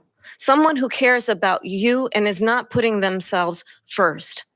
I intend to be a president for all Americans and focus on what we can do over the next 10 and 20 years to build back up our country by investing right now in you, the American people. Vice President Harris, thank you. President Trump? So she just started by saying she's going to do this, she's going to do that, she's going to do all these wonderful things. Why hasn't she done it? She's been there for 3.5 years. They've had 3.5 years to fix the border. They've had 3.5 years to create jobs and all the things we talked about. Why hasn't she done it? She should leave right now, go down to that beautiful White House, go to the Capitol, get everyone together and do the things you want to do, but you haven't done it and you won't do it because you believe in things that the American people don't believe in. You believe in things like we're not going to frack. We're not going to take fossil fuel. We're not going to do things that are going to make this country strong, whether you like it or not. Germany tried that, and within 1 year, they were back to building normal energy plants. We're not ready for it. We can't sacrifice our country for the sake of bad vision. But I just ask one simple question. Why didn't she do it? We're a failing nation. We're a nation that's in serious decline. We're being laughed at all over the world. All over the world, they're laughed. I know the leaders very well. They're coming to see me. They call me. We're laughed at all over the world. They don't understand what happened to us as a nation. We're not a leader. We don't have any idea what's going on. We have wars going on in the Middle East. We have wars going on with Russia and Ukraine. We're going to end up in a third world war, and it'll be a war like no other because of nuclear weapons, the power of weaponry. I rebuilt our entire military. She gave a lot of it away to the Taliban. She gave it to Afghanistan. What these people have done to our country, and maybe toughest of all, is allowing millions of people to come into our country. Many of them are criminals, and they're destroying our country. The worst president, the worst vice president in the history of our country. President Trump, thank you. And that is our ABC News presidential debate from here in Philadelphia at the National Constitution Center. I'm Lindsay Davis. And I'm David Muir. Thank you for watching here in the U.S. and all over the world, and from all of us here at ABC News. Good night. All right. Wowza. Look, I mean, it's in the polls here. You know, it's hard to know on YouTube. Our Tangle audience is pretty diverse. We have about 40% liberals as self-identified liberals, 30% conservatives, 20%, 30% independents. 75% of the people in our quick straw poll here said Harris won the debate. And I'm seeing on Twitter, a lot of the immediate straw polls that we're getting from some of the networks show her pretty favorable. My personal opinion, just gut check reaction, is that did not go very well for Donald Trump. I think he took a lot of bait that he should not have taken. So, you know, that's something that he's going to have to deal with. And I think in the coming days, you're going to see a little bit of, you know, poll drop probably for him, even if it's marginal. I don't know how much this debate is going to matter to some people, but I do think that he did not perform very well tonight. I think he took a lot of bait that he shouldn't have taken. And I think that he fell for a lot of stuff that Harris put out there for him. I'll add this too. the biggest issues that I think are going to swing voters tonight are going to be on questions of immigration, questions on abortion, election integrity stuff, which, I think there's a lot of moderate Republicans out there who the thing they hate the most about Trump is that he, is that he genuinely doesn't think that he lost the 2020 election. And I think he did not show up on that issue tonight in a way that's going to help him. He's still denying that. He's citing Viktor Orban as somebody who, he earned the respect of, all that stuff. So, not a great night for Trump, in my opinion. That's my first impression. But I want to bring in some other opinions here. And I have with us coming in right now, I'm going to try and get this screen share going on, is Zed Jelani, who is one of my favorite independent journalists in the game right now. Zed, I appreciate you joining us and being here. I'm going to try and just get this stream set up really quick. Yeah, thanks so much for hopping on short notice. I appreciate it. Yeah, no, it's always been a big fan of Tangle and your work, so I'm definitely here. So for those who don't know you or aren't familiar with your work, if you could give us a little bit of your background real quick before we get into the debate, I think that'd be helpful. Yeah, so I've been either working in politics or working in journalism for about 15 years. Most of the past, probably 5 to 10 years working in journalism, and so I lived in DC for quite a bit of time, covered the Hill, covered State Department, covered various races around the country. And now, past couple of years, I've been back living outside Atlanta and working kind of both in communications and in journalism. But certainly as my state has become more of a battleground state and a swing state, I think the politics scene here is also really interesting to folks. Yeah, I'm going to drop your Twitter into our YouTube live chat so people can give you a follow on social media, because I always really appreciate your commentary. So I guess I'm curious maybe to just start with what stuck out to you from tonight. I mean, what give me like a memorable few moments for you. What do you think is going to stick around for a few days? Yeah, I mean, it's kind of hard to say because I think the way that we perceive these debates often, we kind of go into it with our own baggage, right, and our own biases. But trying to put myself in the shoes of someone who's kind of undecided or agnostic about this race, I feel like the parties, like both sides, kind of did a good job emphasizing their strengths, right? Like I felt like when Trump, for instance, was asked about abortion, I think he was kind of talking in circles to some extent, right? And that was kind of a question that I think he should have anticipated. He should have seen coming, and yet I don't think he kind of stuck to the landing on telling people, "Hey, it's a state's issue now, and you don't really have to worry as much about me coming in and legislating on it," because he didn't really even answer the question about whether he'd veto a national abortion ban. Whereas I think Harris spoke I think at times passionately about the issue.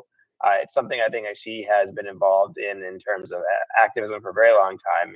Both in and out of government, and I think that the reverse can be said, right? When they were talking about a lot of economic matters, I feel like when Trump was hammering out things like inflation numbers, so on and so forth, and at points he was going so fast, I'm not sure if everything he said was 100% accurate, but I think he was kind of laying out the right impression, right? That look, you've been vice president for 4 years, you've overseen this. This is kind of what life is like. So how can you say it's going to get better under you?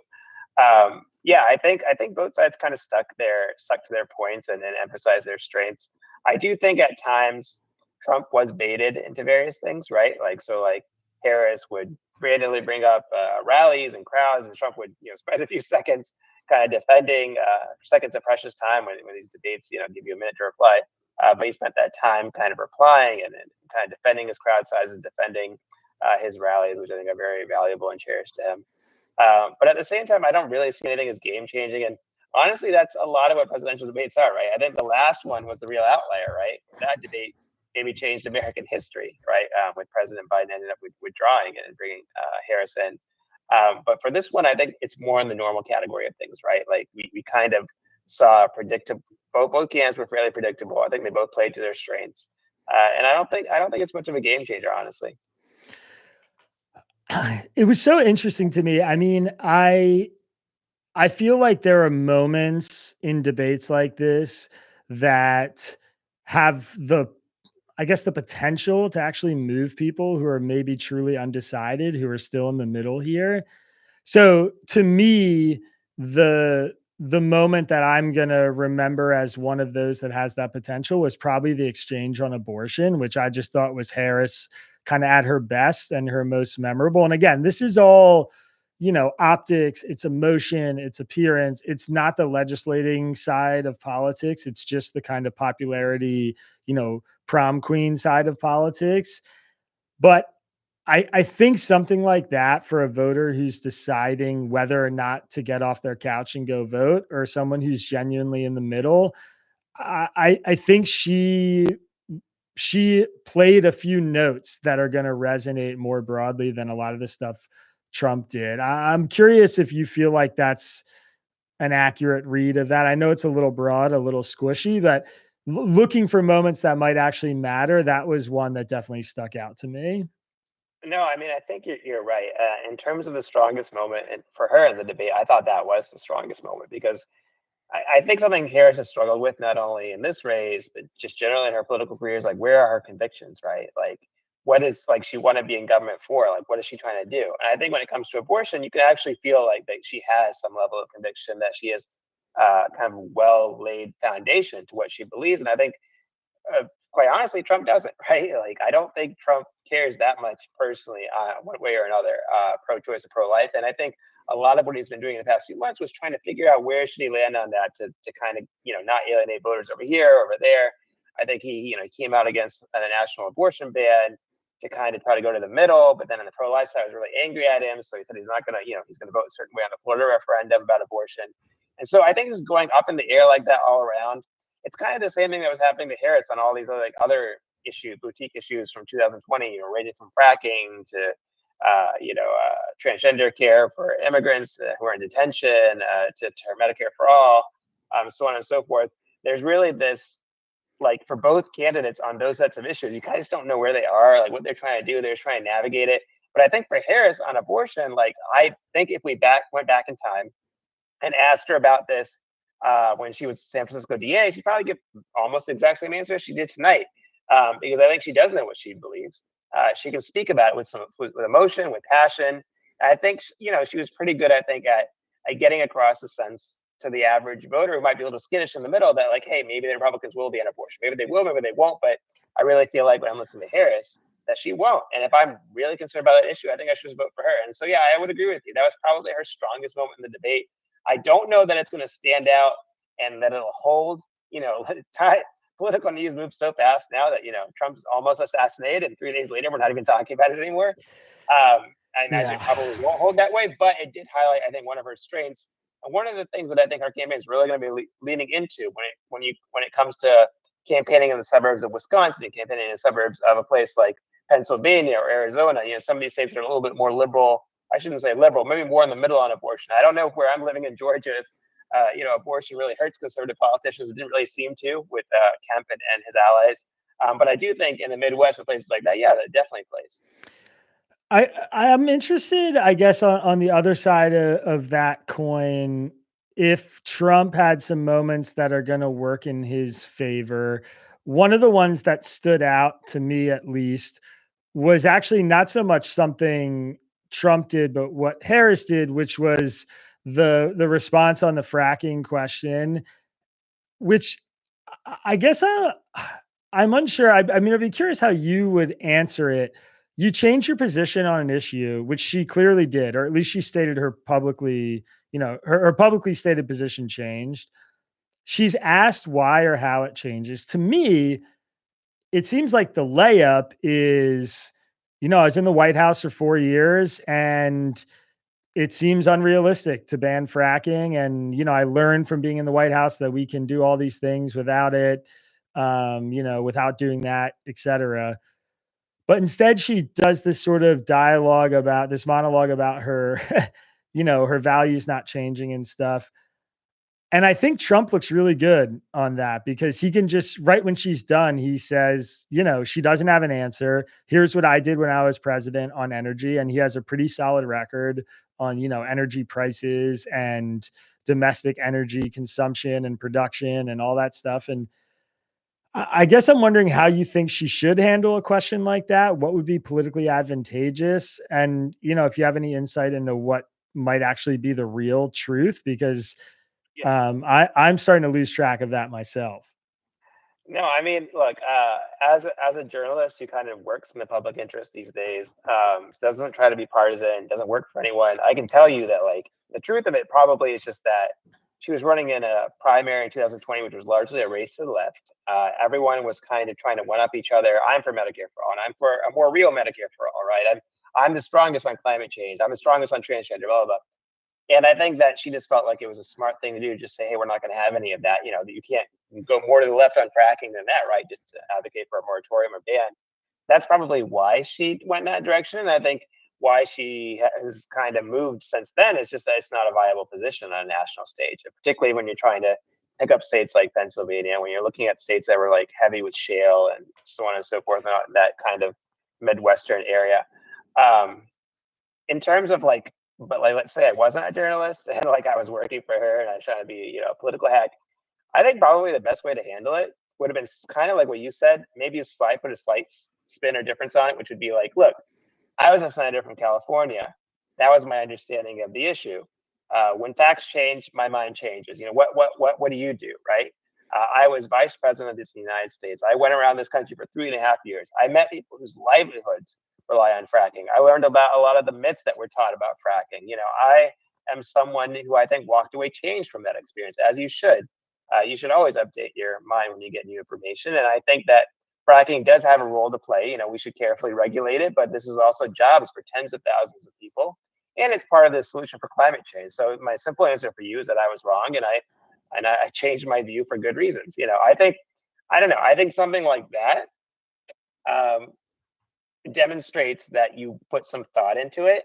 It demonstrates that you're actually being responsive to people who are against you, who are protesting you. People in those communities did not like environmentalists by and large. If you follow these debates, I think they're very hostile to people who they perceive as destroying their communities. I remember talking one time to a state lawmaker about coal in West Virginia, and he was just like, look, everyone thinks we're obsessed with coal. Like, we love coal. It's not about coal. It's about jobs, right? It's our jobs. It's our work, right? So that's why we support it.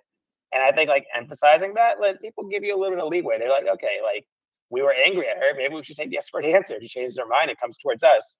I think that's generally the best way for a politician to respond to these things. The values thing is funny because the one time I interviewed Harris in Capitol Hill, just in the hallway as she was going to vote, she kept hitting me with the values thing when I gave her a tough question too, right? We have to stand by our values. She didn't really answer my question. We kept saying that over and over. And I feel like that's a go-to from her when she doesn't really have a good answer for something. And so it might be something that we see more and more from her if she gets put in those tough situations. Now that she has been put in a bunch of them because she's really not doing interviews or voter forums, mostly scripted events, but it is something that we saw tonight. And as you said, when she got hit with a tough question that she doesn't really have a great answer for yet. All right, Zed Jelani, I promise you 11 o'clock bedtime tonight. I'm a man who keeps his promises. Thanks for hopping in and joining us. If people want to keep up with you or follow some of your work, where's the best place for them to do that? Yeah, so I started a newsletter last month. I wanted to kind of have a place where I can quickly throw up stories without going through the whole pitching and editing process, and also just a place where it's kind of anti-partisan, right? People on both sides can kind of read stories that cater to different audiences and interests. And so my Substack, where that newsletter is, it's called The American Saga, theamericansaga.com. So I encourage everyone to check it out. And you can also see my Twitter, which is already linked. I love it. Thanks so much, man. I'll be sure to drop it in the chat. Appreciate you coming in, and we'll be in touch. You. All right. Have a good night. All right, guys. I'm going to stop sharing there. Appreciate everybody tuning in. I also am tired, and we also have a big newsletter we got to put out. If you are new here and not familiar with Tangle, I'm going to plug it one more time. Go to readtangle.com. We are right now offering a very special discount for people who are tuned into the YouTube channel. I'm going to drop it in the chat. It's 20% off a subscription, but you can read for free if you'd like. Also, don't forget to like this channel, like the stream, subscribe. We'll get more YouTube live streams going. This was a huge success, I think. I had a blast. This was really fun to have all you guys in the chat. Thank you guys so much for tuning in. Tons of stuff to cover tomorrow in the newsletter and this week on the podcast from this debate, and we will be doing that. So keep your eyes out. We'll have some more fact checks, commentary, all that good stuff to come. I appreciate all you guys tuning in, and we'll see you soon. Peace.